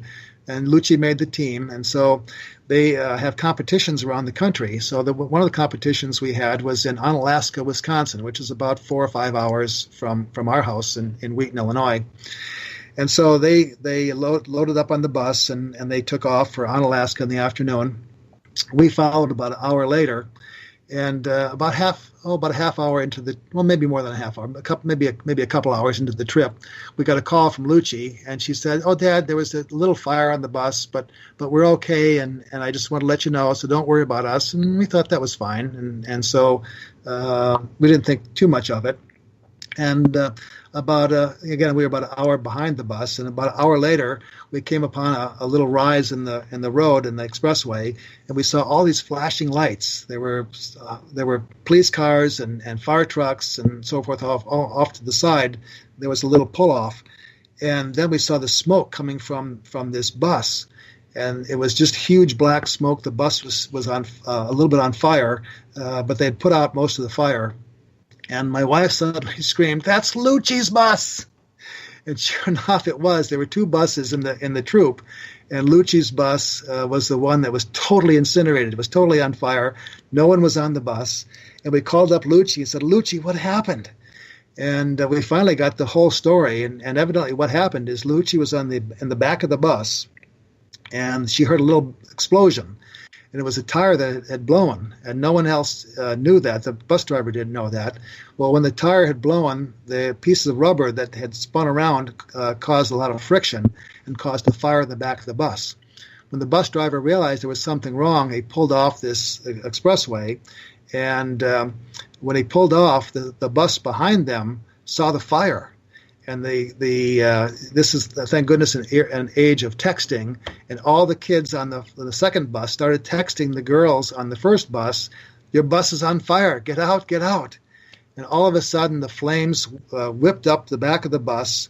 They then went under the bus and on the sides of the bus, and Lucci was basically in a burning coffin. They only had one exit off the bus in the front, and the girls were running as quickly as they could to get off the bus. The girls were screaming. The bus filled with smoke. The girls that didn't have any shoes on could feel the heat from the flames underneath the bus, and they were afraid that they would be burned to death. And Lucci was one of the last ones on the bus, and therefore one of the last ones to get off. And she said she was frightened to death. And the interesting thing is, when the flames started to lick over the windows of the bus, all of a sudden, the people in the second bus said that things seemed to die down, and the flames, it was like a giant hand that moved over the bus and quieted the flames down. The interesting thing is that every single girl was able to get off the bus without being burned. When the last girl jumped off the bus, the flames, with a loud noise, a large roar, came through the bus and burned everything in the bus except the girls. Everything was destroyed in the bus. All the girls were saved. Not one girl was even burned or hurt at all, which was an absolute miracle. All the parents and all the kids in the second bus said this was an incredible miracle that happened. That's not the end of the story. The interesting part is they finally made it to Onalaska when a second bus or third bus pulled up and took the girls to Onalaska about 2 o'clock in the morning, and they were to perform at 11 o'clock the next day. Well, everything in the bus was burned up. Their clothes, their undergarments, their costumes, everything was gone. And so we had a relatively young choir director who announced at 2 o'clock in the morning, "We're going to go on. We're going to perform tomorrow at 11 o'clock. Everyone thought she was absolutely crazy. How could they perform? They have no costumes, they have no undergarments, they have no makeup, they have nothing. And so things started to happen that were very unusual. People started to go to Walmart, which was open 24 hours, and get stuff. One of the principals, the principal of our local high school, had a daughter on the bus, and they went to the school, and there were, I think, 52 girls on the bus. They found 26 costumes at the high school that they were able to get, but not 52, but they decided to bring those costumes. So they drove up in the middle of the night with those costumes. The next morning, interestingly, what a coincidence, there were 26 costumes that were at the school, Onalaska School, that were almost identical. They were different colored. One was silver and one was purple. They were all sequined. They looked like matching costumes except for the different color. It was unbelievable that happened. My wife was the person in charge of costuming and alterations, and she was so busy that morning getting all the girls fitted because they had to be fitted into these costumes. And she used duct tape and pins and needles, and they had no shoes. And the interesting thing that happened too, in their room, people would walk into the room and say, "Take my shoes. I know that you need them." And so people would take off their shoes and give them to the girls to have shoes. One of the women in the room said, "This must be what heaven is like," because people were so generous and so giving, and everything seemed to fall into place that no one could believe it. Come 11 o'clock, amazingly, they were ready to go on stage. They did a quick practice in the room. Some of the girls' tops fell off because they didn't have enough duct tape holding them on, so my wife had to go re-duct tape all the girls again. And they hoped that the costumes wouldn't fall off when they were in the performance, but they made it to the performance. They performed, and interestingly, one of the songs that they had to sing was a song that they picked out long before about overcoming adversity and staying with it and doing your best and overcoming things. And there was not a dry eye in the whole audience with that performance. Then they finished. Everyone applauded. It was just an amazing, amazing performance. And again, I was in tears just thinking about the whole thing. Then they had the award ceremony toward the evening. The third place was announced. It wasn't our school. Second place was announced. It wasn't our school. The first place was announced, and we didn't win first place either. And the girls were resigned that they were kind of ragtag. They didn't have enough makeup. They didn't have all the things that they should have had, but they really did a pretty good job. And then another thing happened that was kind of surprising. Suddenly, someone showed up with a trophy that was about the size of my daughter. It was about 5 feet high. And they announced there was a grand prize winner. The grand prize went to our school. The girls won it all. And when Alucci came back to the room, her home room, I was able to see her. We hugged. We didn't say a thing. I was thankful that her life was saved and that she won everything in the contest. So that was an experience that I'll never forget, nor will anyone in the group. And that was such a personal experience of multiple miracles that happened that day that allowed the girls to finish. No kidding. Dr. Kolbaba, we got to step out for our second break of the night. We'd love it if you stuck around for the third and final hour. I realize I'm going to leave that on you because you were only coming on for 2, maybe the third. We'll talk about that during the break. Dr. Scott Kolbaba has been our guest tonight on Spaced Out Radio. Physicians Untold Stories is his book. His website, throw a .com on the end of Physicians Untold Stories, and you got the website. You can order the book right there, and I highly suggest you do. I know Gloria already has because of this show. So you're listening to Spaced Out Radio. I'm your host, Dave Scott. Hour number 3, and the Thought of the Dave coming up right after this. Looking for a place to advertise at a very reasonable cost? Look no further than Spaced Out Radio. SpacedOutRadio.com has an advertising tab that you can click to check out our daily, weekly, and monthly packages to play on the radio, or our website including social media. From commercial spots to banners, we have it all. Check out our competitive pricing today.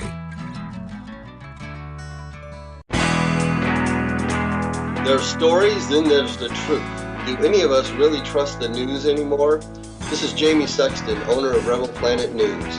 The third Thursday of every month, I appear on SpacedOutRadio.com to bring you the truth you deserve, without mainstream media lies or alternative media fear-mongering. We'll get to the heart of the story and deliver the truth you are seeking. So come join us here for the Rebel Planet at SpacedOutRadio.com.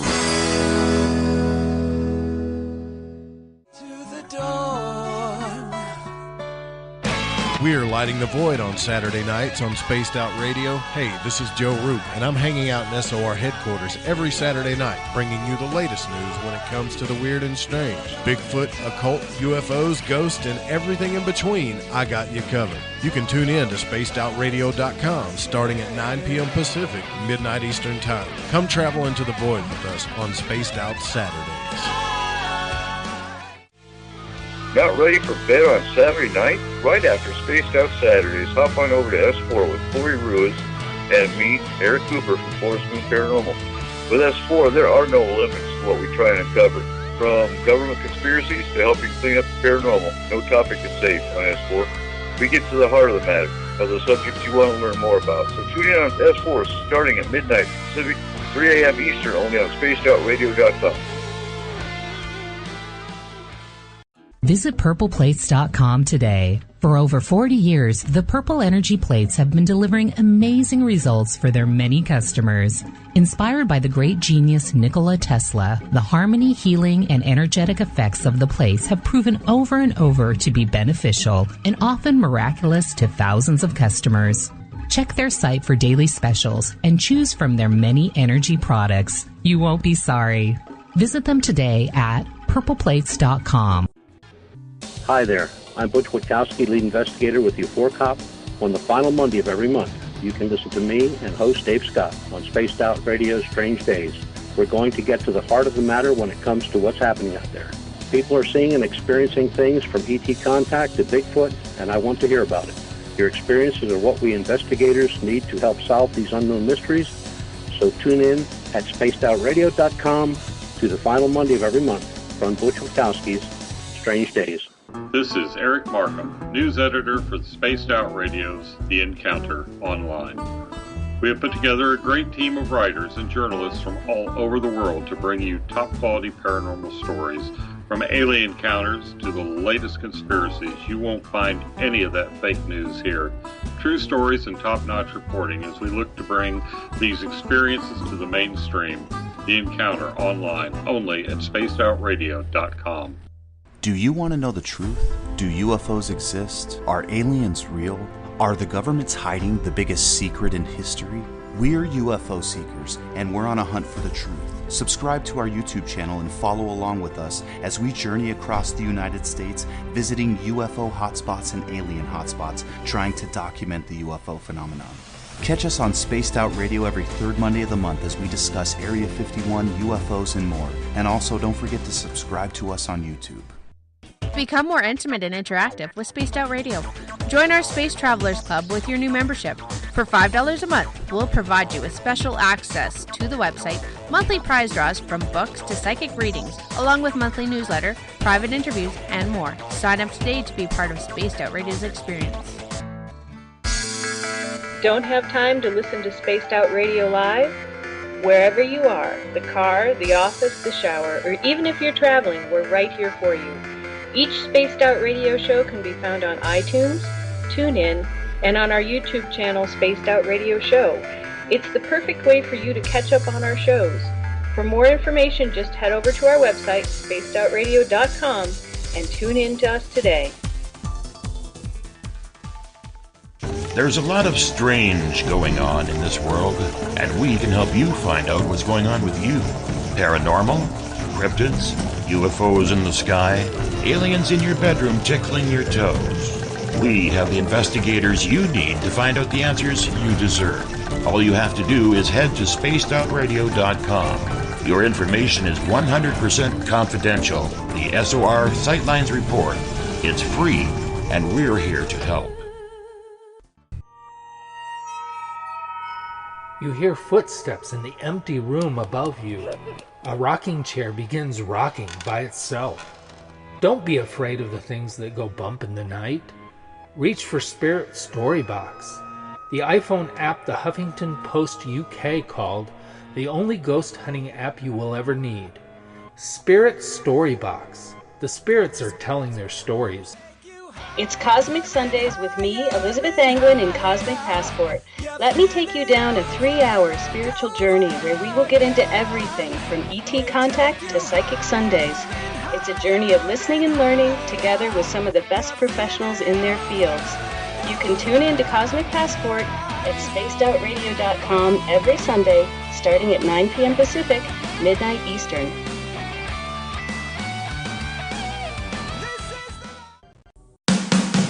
The views and opinions expressed by tonight's guest and topic of discussion do not necessarily represent the official policy or position of Spaced Out Radio, Spaced Out Weekend, Spaced Out Radio Limited, its hosts, syndicated carriers, or anyone associated with this broadcast. You're listening to Spaced Out Radio with Dave Scott. Follow Dave on Twitter at Spaced Out Radio and hashtag Spaced Out Radio, and on Facebook, Spaced Out Radio Show. Now, back to the program. A child grew up too fast, went running wild. Now we don't know who to pray to. Welcome back to the third and final hour of Spaced Out Radio tonight. I am your host, Dave Scott. Good to have you with us. Tomorrow night on the program, Michael Z. Williamson, or in America, Michael Z. Williamson. See, we got to do both because we broadcast out of Canada. Well, he'll be with us to talk about survival. What do you do if there's a natural disaster? What do you do if you're stuck in forest fires like I was, or maybe a hurricane? How do you prepare? That's what we're going to talk about tomorrow night, starting at 9 p.m. Pacific, midnight Eastern Time, at spacedoutradio.com. We want to welcome in everyone listening in on WQEE 99 Rock the Key down in Noonan, Georgia, home of The Walking Dead.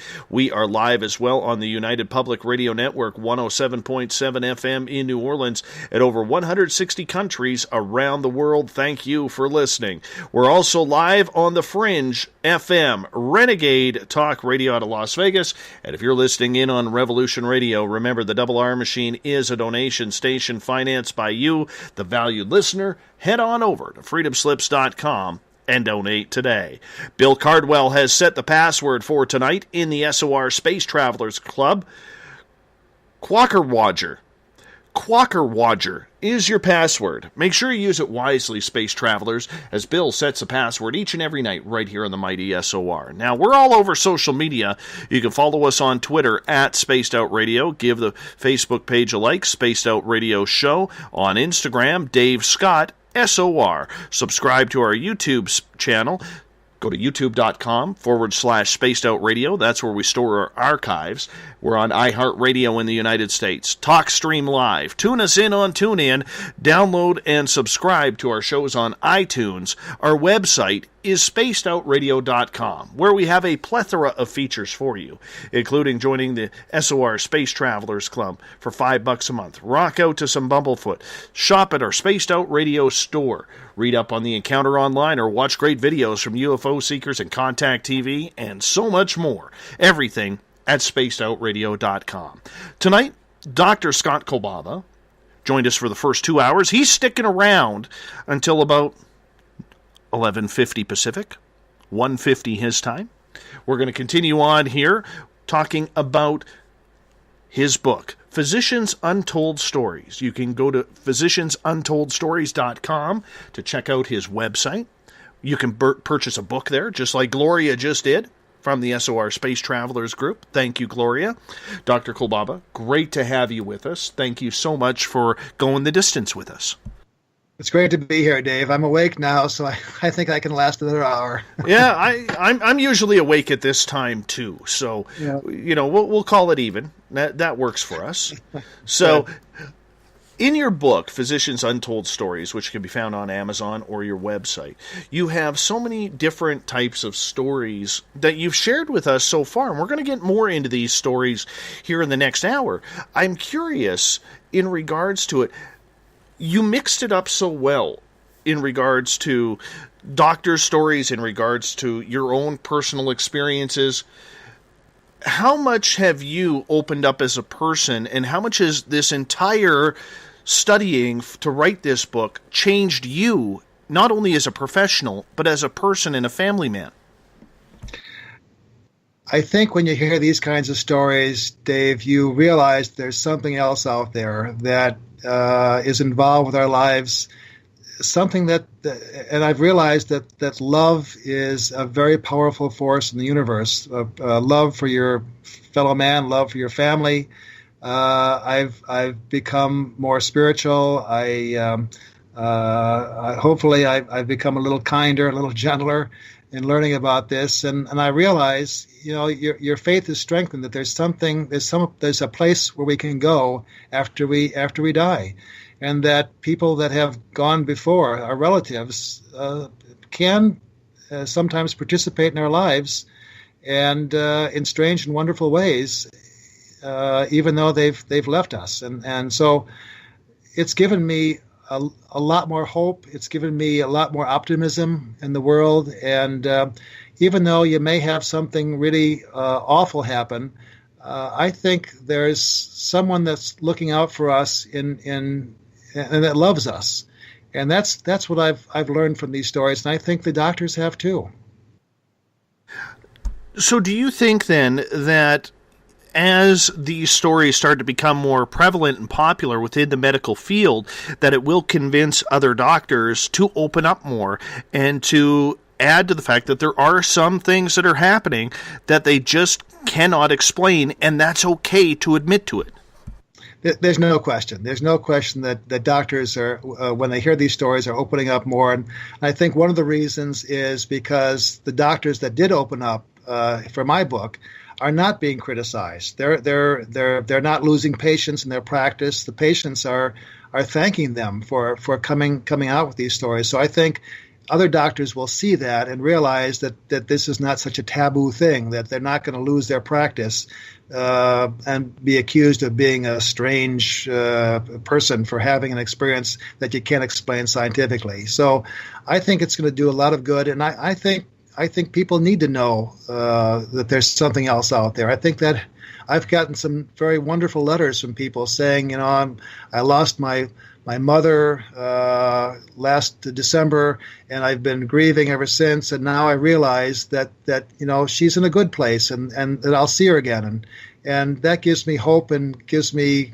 peace in this life. It's a tough life out there, and I think if we can do some good by helping people realize that there is something else out there, and that they'll go to a good place, and that their relatives that have passed on are at a good place, there's nothing wrong with that. I think that's going to be very helpful for lots of people.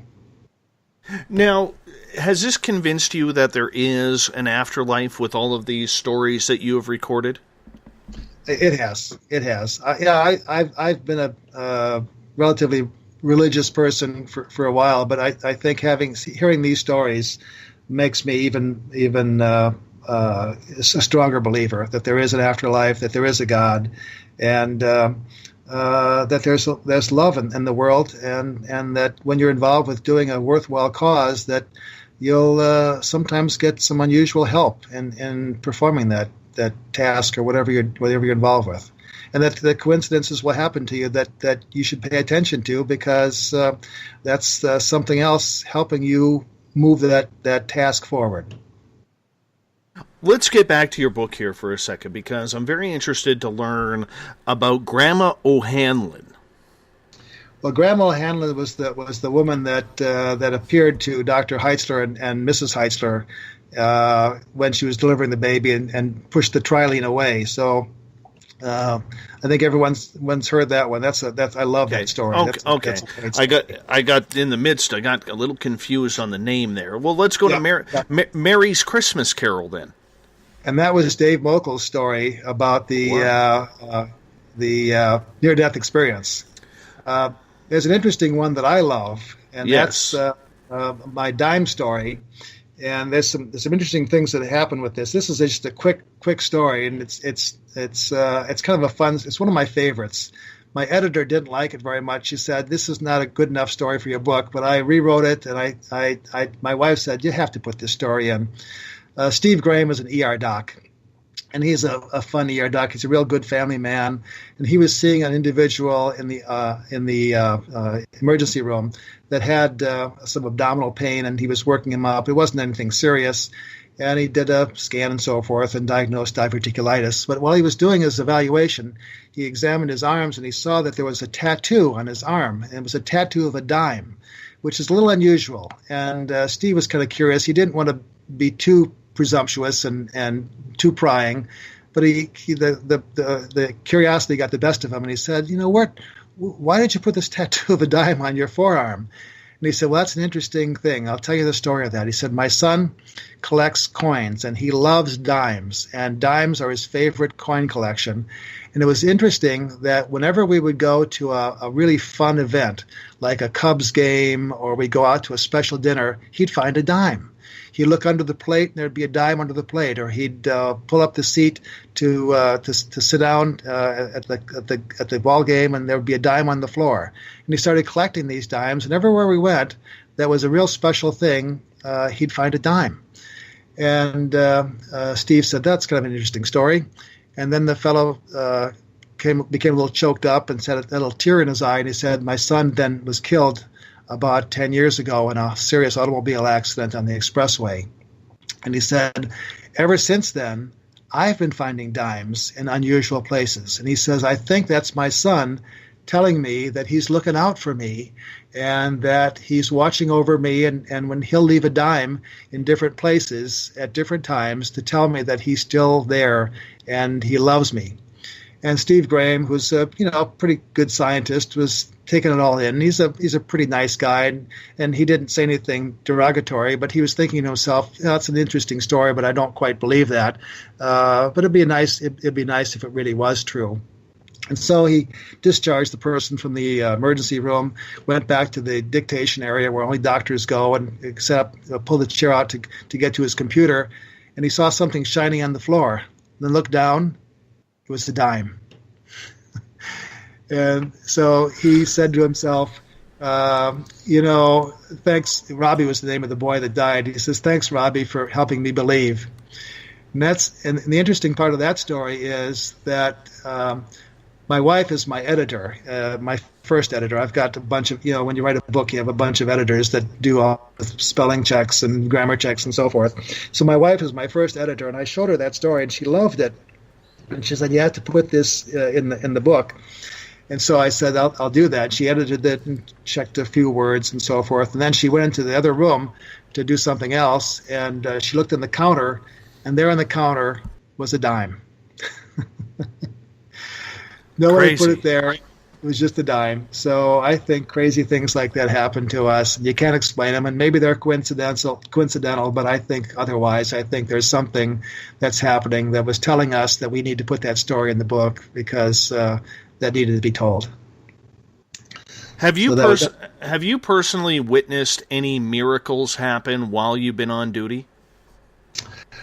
Yeah, I have, and I think the world is full of mini miracles. But again, I wanted to record some of the more spectacular ones in the book. I think the one I can think of that comes to mind right away is a story about one of my partner's patients.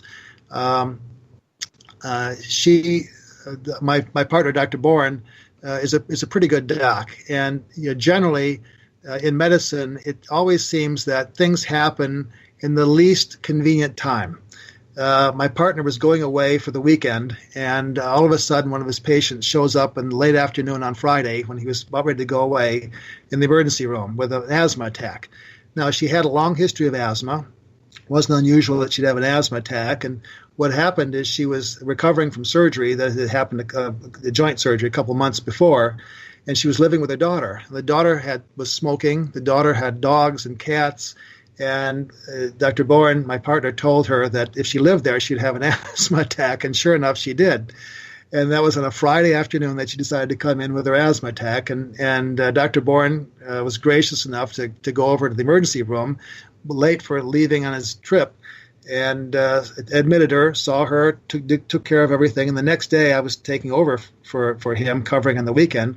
And I saw her, and she looked like she was doing pretty well, and it all made sense that she'd have an asthma attack, being exposed to smoke and dogs and cats and everything else she's allergic to. And so I started to cut back on some of her medications because she was doing better.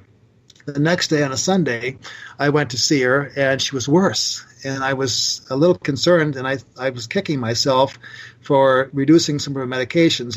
You make a decision, and sometimes, you hope that it's always the right decision. I thought to myself, well, this was not the right decision. I shouldn't have cut back on her medications as I did. So when I walked into the room, though, she was on the phone. And normally when people are on the phone, when the quote doctor arrives, they say to the person on the end of the phone, well, the doctor just showed up, I've got to hang up, and so forth, which is kind of nice because you don't have to wait for the person to hang up for a long phone conversation. But Sharon, who was on the phone, didn't hang up. And that was okay. So I sat down, and I'm sitting there, and she's talking on the phone, and I'm not quite sure what to do with my hands, my feet, how you feel awkward. And I'm trying to look around and not look at her. Not to make her nervous or anything. And then all of a sudden she closed her eyes and was silent. And she was on the phone for about 3 minutes. And it was the longest 3 minutes of my life, I think, because I'm sitting there not knowing what to do with myself. And I began thinking about, well, maybe, I wonder if we have the right diagnosis here. I wonder if there's something else we should be looking at. And then I would say to myself, well, no, it's a logical thing that she'd have an asthma attack. And then on the other hand, well, maybe there's something else that we should be looking for, and so forth. And finally she hung up, and I examined her and walked out of the room. And I thought, maybe I need to order an additional test. And I ordered a test called the D-dimer. A D-dimer is a test that will determine whether or not a person has blood clots, because I thought, well, maybe if there's something else that's going on, let's make sure we don't miss a blood clot. Well, I got a call about an hour later from the lab. The D-dimer normally is about 300 or less is the number that you expect to see. That's normal. Hers was 1,800. I thought, oh, my goodness, we need to get an emergency lung scan, a CAT scan of her lungs. And we did. And she had multiple pulmonary emboli in her lungs, life-threatening pulmonary emboli that were causing her wheezing, and it wasn't the cats and dogs and smoke that caused that. Had I missed the blood clots, she probably would not have survived because she was getting worse that Sunday. So I called her up and I said, Sharon, we're going to have to change your diagnosis. We come up with something different. And she said, well, I knew you would.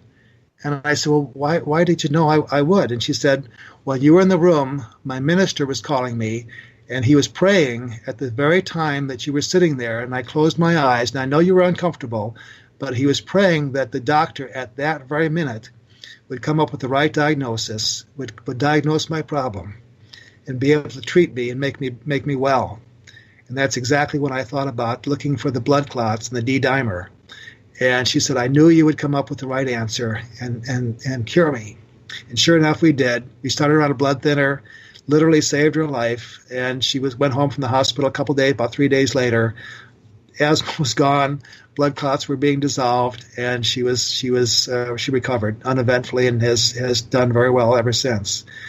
Had I not done the D-dimer, had I not thought about that at the very time, she might not have had the very good response and might have not done it well at all.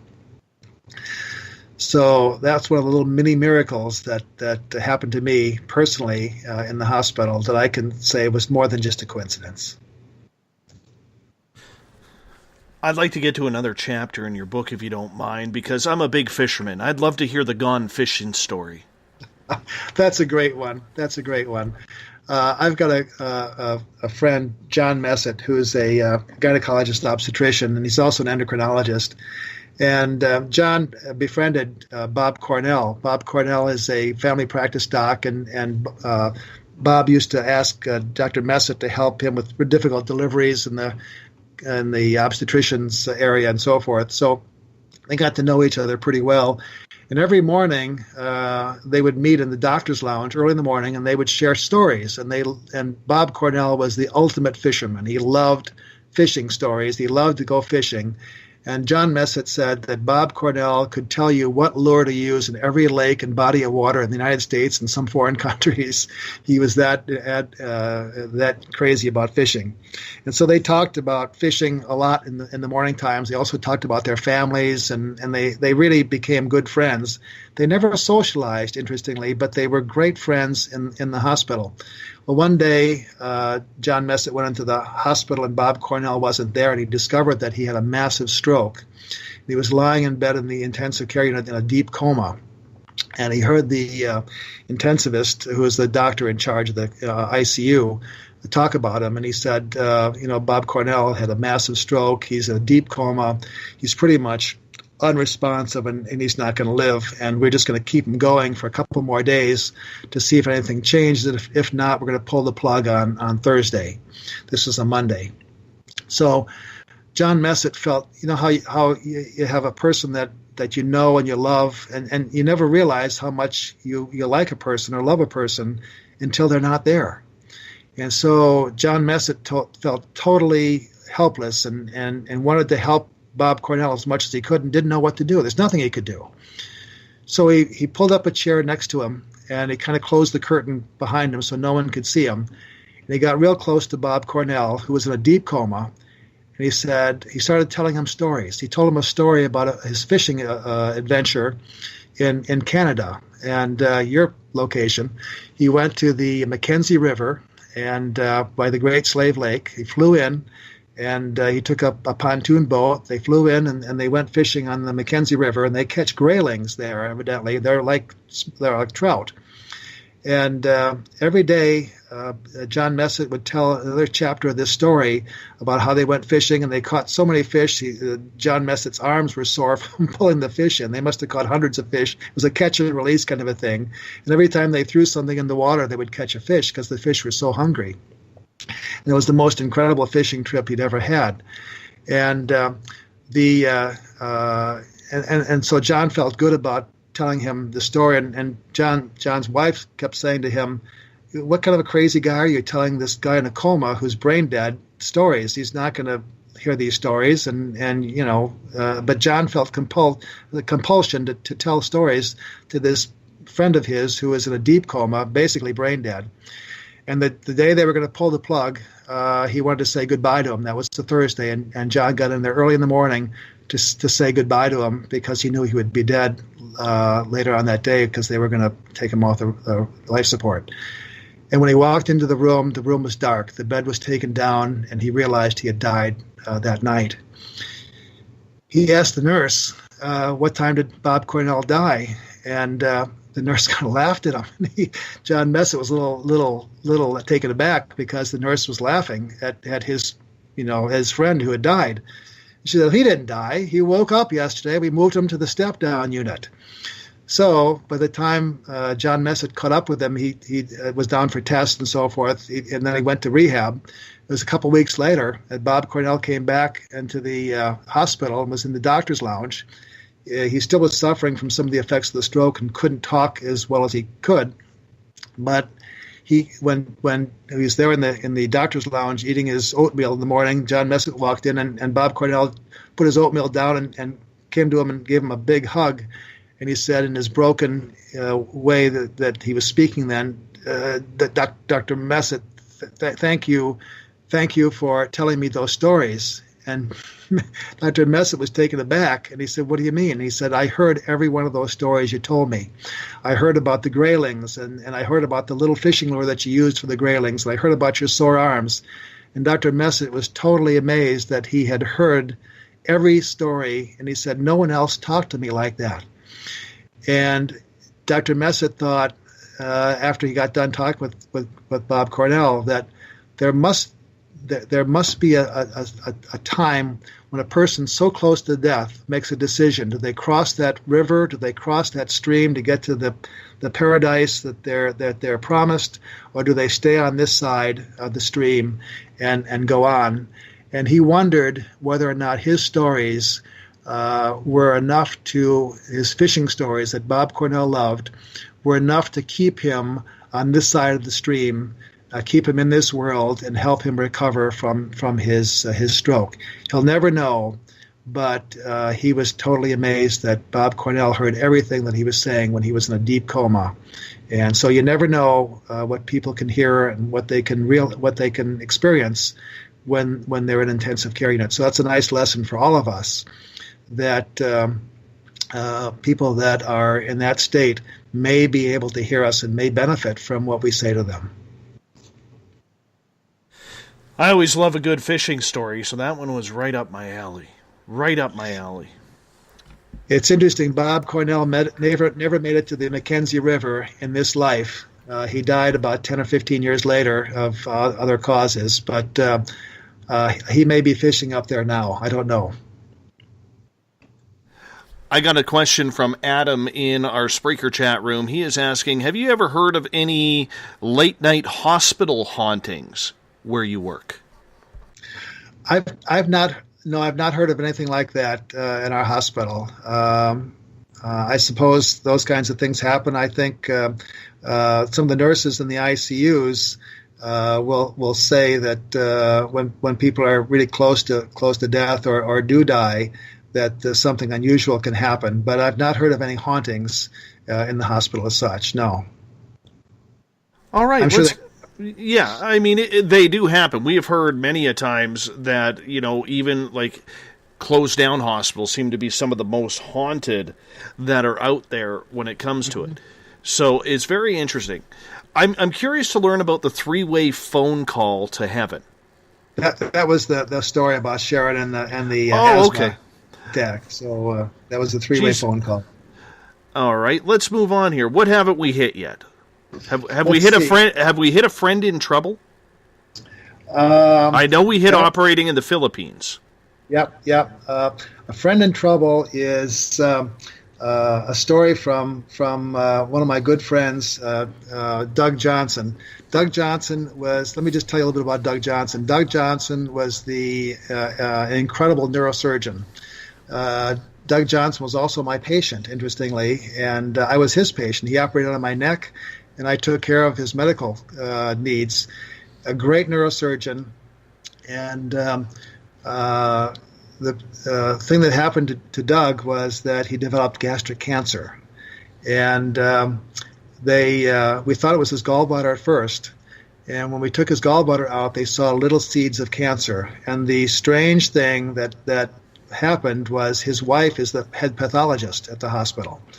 So she read the slides finding his cancer on this gallbladder wall when he took the gallbladder out, I'll never forget. That was a terrible day that she had to tell me and him that he had terminal cancer. It was just can you imagine having your wife, the pathologist, look at your slides and imagine how she felt when she saw that cancer, that gastric cancer on the wall of the gallbladder.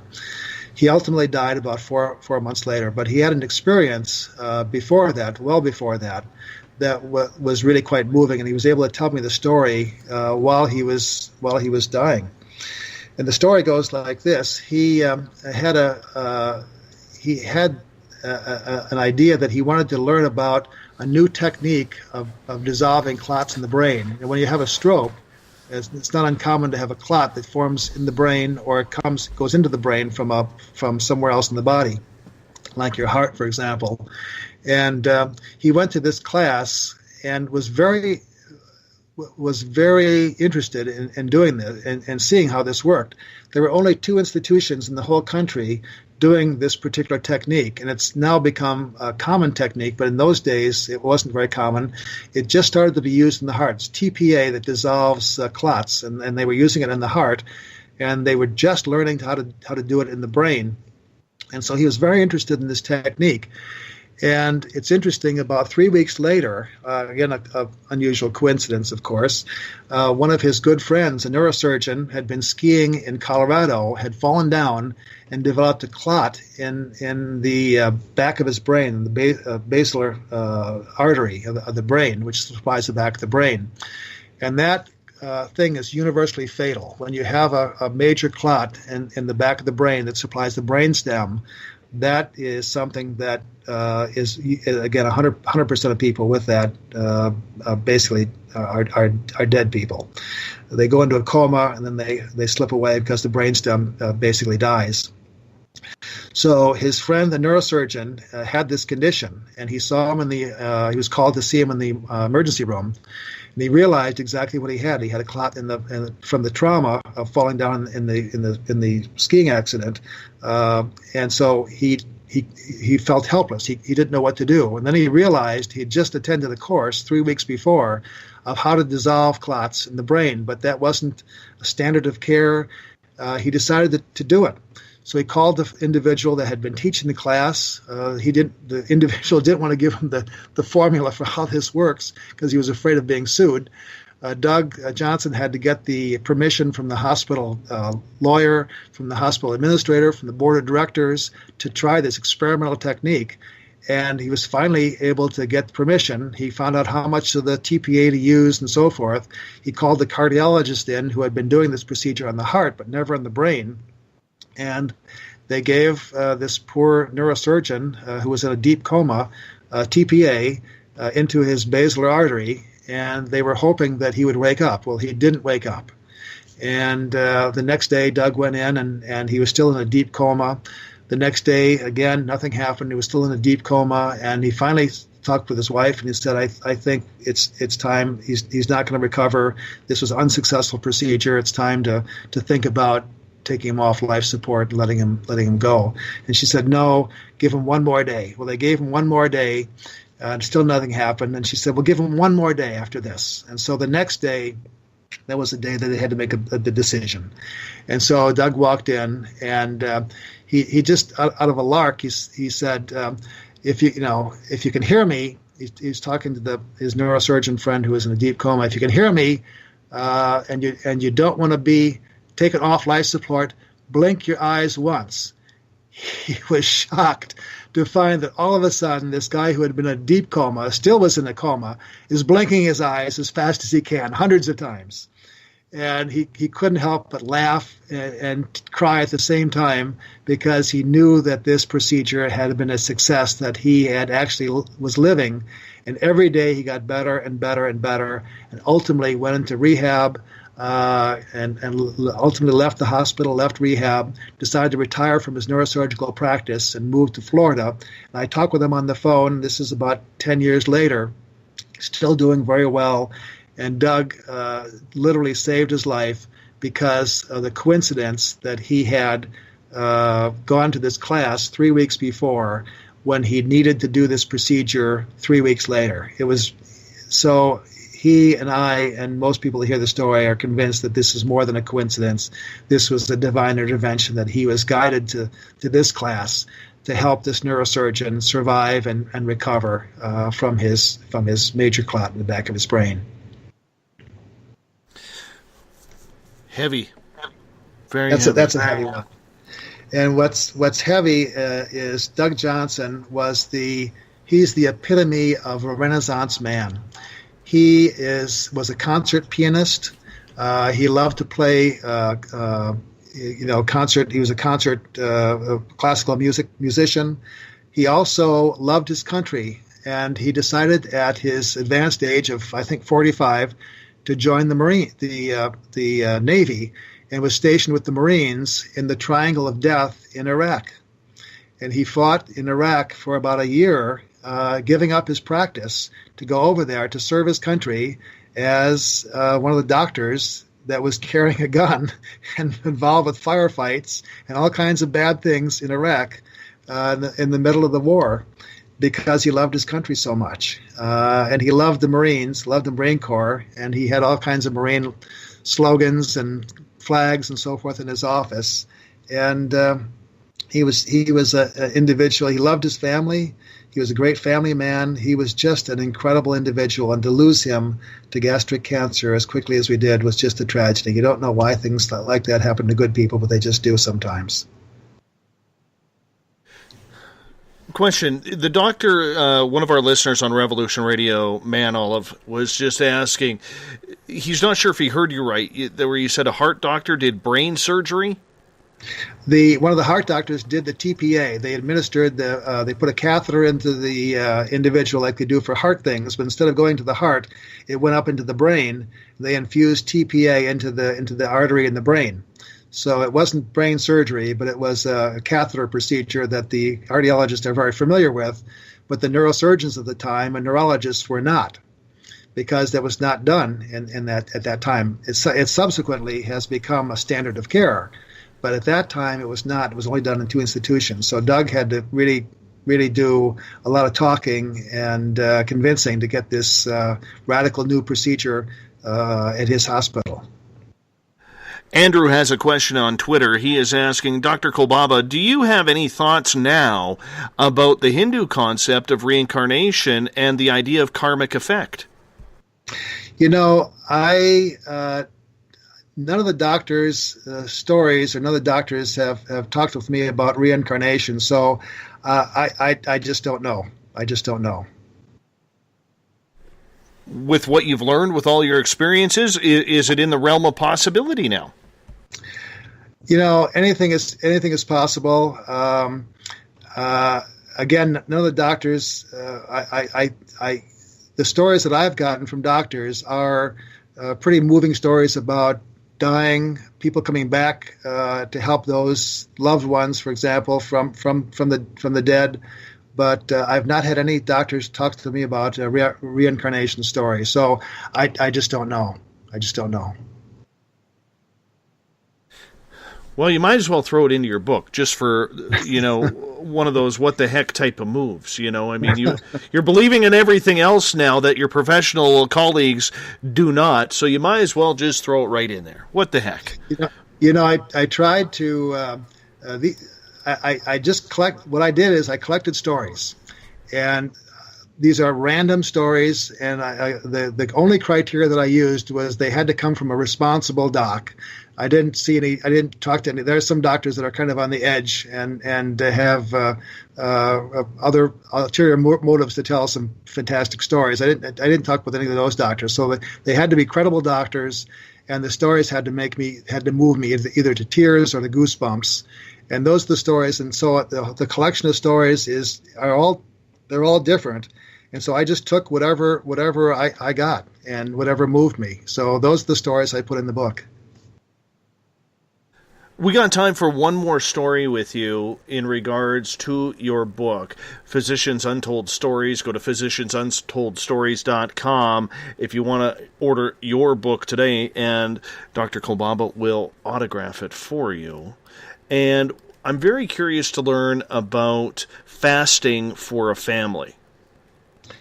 That's an interesting story. This is John Showalter, who is a hand surgeon, and John is a pretty serious kind of a guy. I would never expect John to be as spiritual as he is. And John is also, and again, when talking to these docs, I learned a lot about their true character because we don't talk about the deep feelings of doctors.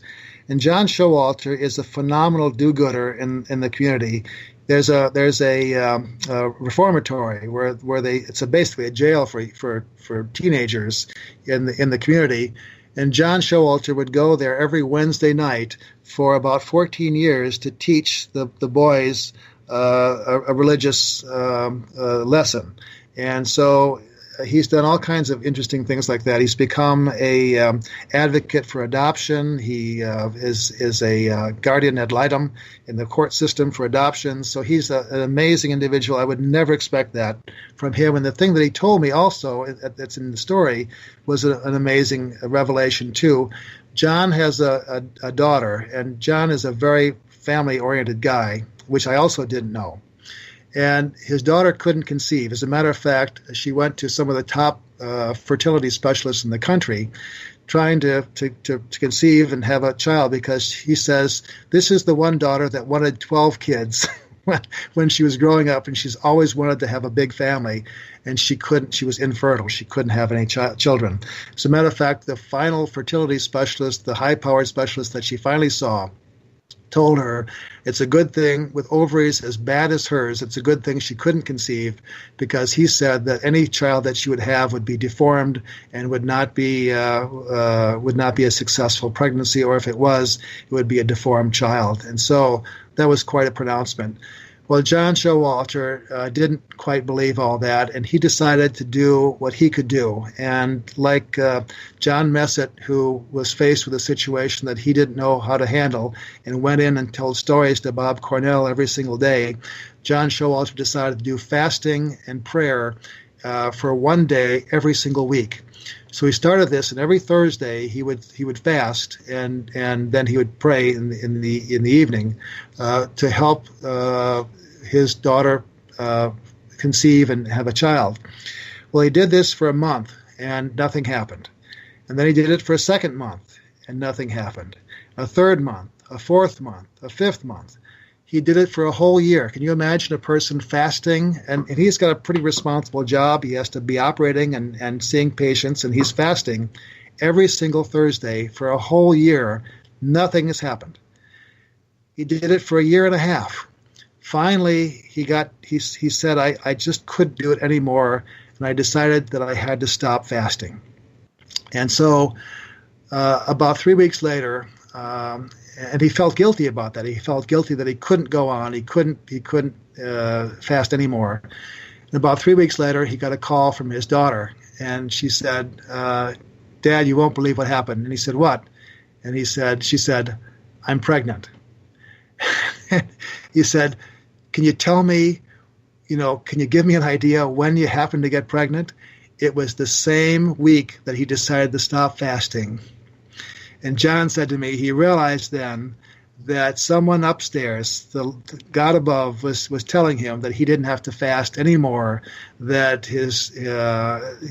he could stop because she had gotten pregnant. Well, they were so delighted. They were hoping that this would be a normal baby, and sure enough, when she delivered, it was a perfectly normal child. In the meantime, they were starting to try to adopt. This had been going on for a couple of years before this, and interestingly, she, after the baby was delivered, about a year later, she got pregnant again and had another wonderful child. And then the adoption came through, and they were able to adopt a couple of kids, I think from Haiti is where they adopted the kids. And so that came through. So she had 4 kids. And then she had another child, and then another one, and then another one. And she ended up, I think, with either 6 or 8 kids. I'll have to look at the book and see. But she ended up with a bunch of kids, and she was absolutely thrilled. And they were all perfectly normal kids. Everything had turned out beautifully, plus the two adopted kids that they had. And so John was convinced that, and I am too, that he had something to do with her getting pregnant by fasting, and for that year and a half that he did that. And so there were some amazing things that happened with 8 kids. We got about 5 minutes left with you, and I'm very curious, after everything that you have heard from these doctors and your fellow colleagues, people whom you trust on a professional level, what have you concluded with all of this? I've concluded that there's something else out there, and the doctors know that too. Most of the doctors call it God, and I do too, but some of the doctors just know that there's something out there that is above us, that's higher than us, that's some authority that has created us, that looks out for us, and that loves us. I've learned that love is one of the most powerful forces in the universe, and that love between family members can unite us in time and space and all eternity. I've learned that there's a place where we go after we die that is a place of love and hope, and that we don't have to fear death, that we all pass through that gate, and there is something else out there. I've learned that we should look for the coincidences in our lives, that we all have coincidences. Everyone does, and some are minor and some are major. And those coincidences are frequently not coincidental. There are things that happen to us that we should pay attention to that help us move things forward. And I think when we're involved with a good cause, we can expect and look forward to someone up above, God helping us to achieve our goals and to finish the course. And that when we look back at our lives in retrospect, that there are things that happened to us that we never realized, that we thought were crazy and worthless things that we suddenly realize 10 years later were a thing that caused us to be successful in what we're doing now, and we never realized that. And those things, I think, are set up by a loving Creator that helps us achieve our goals and wants us to be a success in this life. And those are the things that I learned in talking with these incredible doctors and learning about their stories. Do you see a part 2 to this book coming because of the popularity that has happened with your fellow physicians in learning that it is okay to come on out with their stories of the supernatural? Yeah, there'll be a second book and maybe a third. I'm thinking that nurses have lots of stories, and I'm hoping that one of the books will be on nurses. There'll be another doctor book because we're getting doctors that are coming out of the woodwork too to tell these stories now that they realize that it's okay to tell these stories, and it's okay that you don't lose your practice and you don't lose your patients when you tell a story like this. The other thing that's happened to me, just again, all these little coincidences, we have a production company in New York that's picked up on this book, and they think it'd be a great television series. And so they've sent a film crew out. We've done some filming, and we'll be talking to networks this month to see who wants to produce a television show based on the book and the stories in the book. So I'm looking forward to that too. It should be quite a moving series of 12 shows on one of the networks. So we'll see how that works in the fall of this year. Did you ever think that this little idea for a book would turn into a television series? No, this is crazy.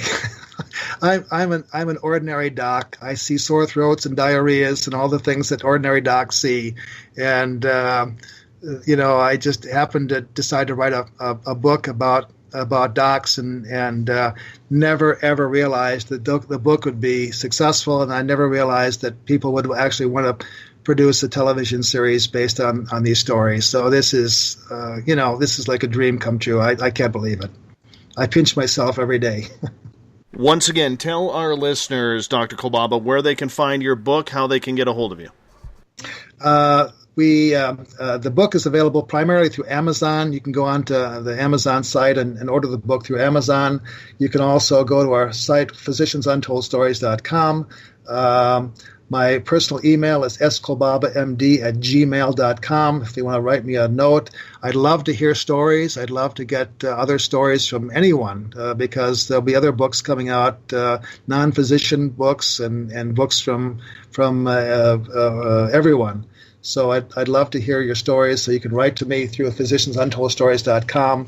And I want to thank you for listening, and I love to tell these stories. I love to get this out and to have people realize that it's okay to tell your story, because I'm convinced that everyone has a story like these stories, or every family does.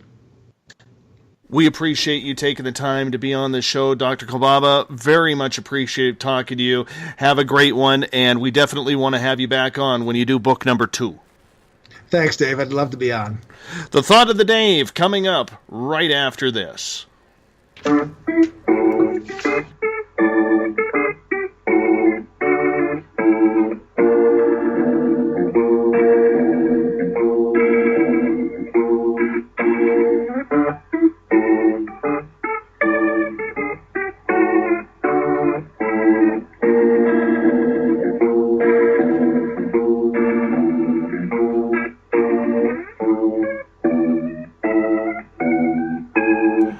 Thought of the Dave, our brand new feature that we started last night on Spaced Out Radio.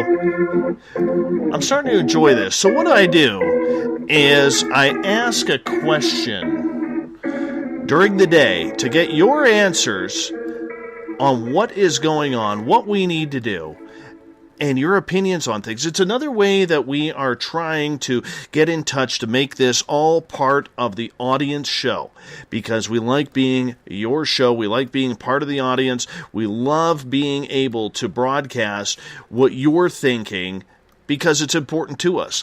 It's one of those ways we stay in touch with you guys, get your answers right off the bat, and we appreciate it. So today's thought of the day was, why do you feel that doctors and nurses are so challenged to admit to the strange acts that they have seen in the medical field when it comes to the paranormal? Is it about having their credibility questioned? And it's a good question because we got a few answers to this. So what I'm doing is I'm posting these questions daily on my Facebook, and it'll automatically transfer over to Twitter as well. So that way I can pick up your answers in there as well. But we got some responses from our audience. So this is a point where we kind of sit back, fill in what you people, our great audience, are saying during the show. Michael McNeil writes, the paranormal does not fit into their world view, which he puts in quotes. There is no science to prove it, and they can't explain it. Very true. But it seems like doctors may be starting to open up to this because they may want to learn about what is happening. Some of the strange coincidences that we could call them, if we could call them coincidences, in regards to the scenarios that they are experiencing, like Dr. Kolbaba had stated. Matthew Smith, out of Toronto, says, credibility and reputation. How many active military personnel report UFOs? Well, we're seeing that right now, aren't we, in the disclosure movement? He goes on to say, I doubt doctors and nurses want to be that person in the hospital. And that's a valid point by Matthew, because he is literally stating, and these are all opinions, he is stating that doctors and nurses don't want to put their own credibility on the line. They don't want to be harassed. They don't want to be that person who is pointed at saying, you know what, that person's a weirdo. Stay away from that person. Or have their fellow colleagues not want to work with them because they have different beliefs. I mean, religion is one thing. People have accepted religion, even though a lot of doctors are more scientific than they are religious. But there is a combination of both. But when you start getting into the things that, the doctors can't explain, that's where things get weird. Like Dr. Kolbaba told us in the first story tonight about how one of his colleagues was working on somebody who flatlined. And the lady who flatlined when she came back, said, I saw what you did. And the doctor was just standing there dumbfounded, had to leave the room because he couldn't believe the story that he was hearing. It's very, very tough for these people to come out because they don't want to be the crackpot. They don't want to be the weirdo. They put too much time and education into this career in order to have it all go down the tubes because of some paranormal experience they can't explain. Vivian states, they are taught to fear anything to do with the paranormal. Why is a good question that I don't have the answer to? I don't think it's as much that they are taught to fear the paranormal. I think they are more taught that if you don't have an answer for something, don't talk of it. Don't bring it up. It's not worth it. It's not worth the time. It's not worth the effort. And for many doctors and physicians out there, they may not even have the time to dwell on it because their caseload is so heavy. They may not have the time nor the patience, but probably the desire to even dwell on it. I almost draw a similar conclusion with the way the media works. Because the way the media works, whether it's mainstream or not, I mean, look at the battles we've had with mainstream media when it comes to these topics. It's hard to get any type of credibility whatsoever from them. So do we look at it and do we say, this is something we need to worry about? Is this something that we should be looking into? Does it affect what we do on a daily basis? I don't think so. Final comment of the night comes from Chris down in Washington State. She says, I think it's a fact of the medical training they receive. It's a form of study that basically you search for the result or the problem. They concentrate on healing whatever is wrong, and they have limitations only to the medical field. In this field, how can you admit to something you are not trained in? Or that is of the unexplained. I think that nails it down perfectly. Absolutely perfectly. Thank you, Chris. The Thought of the Day happens every night, 10 minutes to closing of SOR headquarters, as we bring in Mr. Ron Bumblefoot THAL to rock us out of tonight's show. Bumblefoot is the official music of Spaced Out Radio. I want to say thank you so much to Dr. Scott Kolbaba, who went the distance with us tonight. Go to his website, physiciansuntolstories.com, to find his book. I highly suggest you go through the website. That way you can get an autographed copy. Tomorrow night on the show, Michael Z. Williamson, or Michael Z. Williamson, for those of us part of the Commonwealth, we'll talk survival. What do you do in a natural disaster? What do you do if Rocket Man pushes the button? How do we react? How do we survive?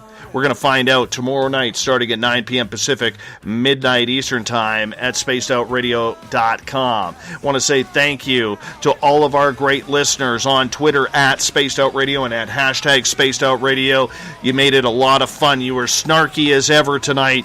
Even you, Scat Man, you did well tonight. Thank you so much for making it happen.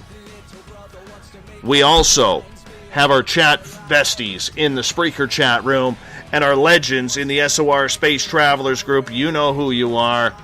You guys made it a lot of fun tonight.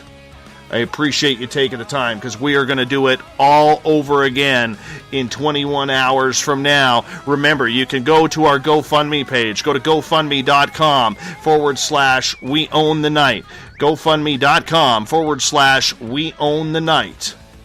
If you want to support Spaced Out Radio to help us build a brand new studio, because we are ready and able to go terrestrial very, very shortly. We got 5 stations in BC alone that want to pick us up, so we could definitely use your help in regards to it. I want to say thanks to everyone else for hanging on out tonight. Those of you listening at home, in your cars, at work like Adam, really appreciate you taking the time, because together, my friends, we own the night. I will talk to you once again in 21 hours from now. Until then, my friends, I am out. Mr. Bumblefoot, we need a favor. We need you to take us home. Have a good one. Good night.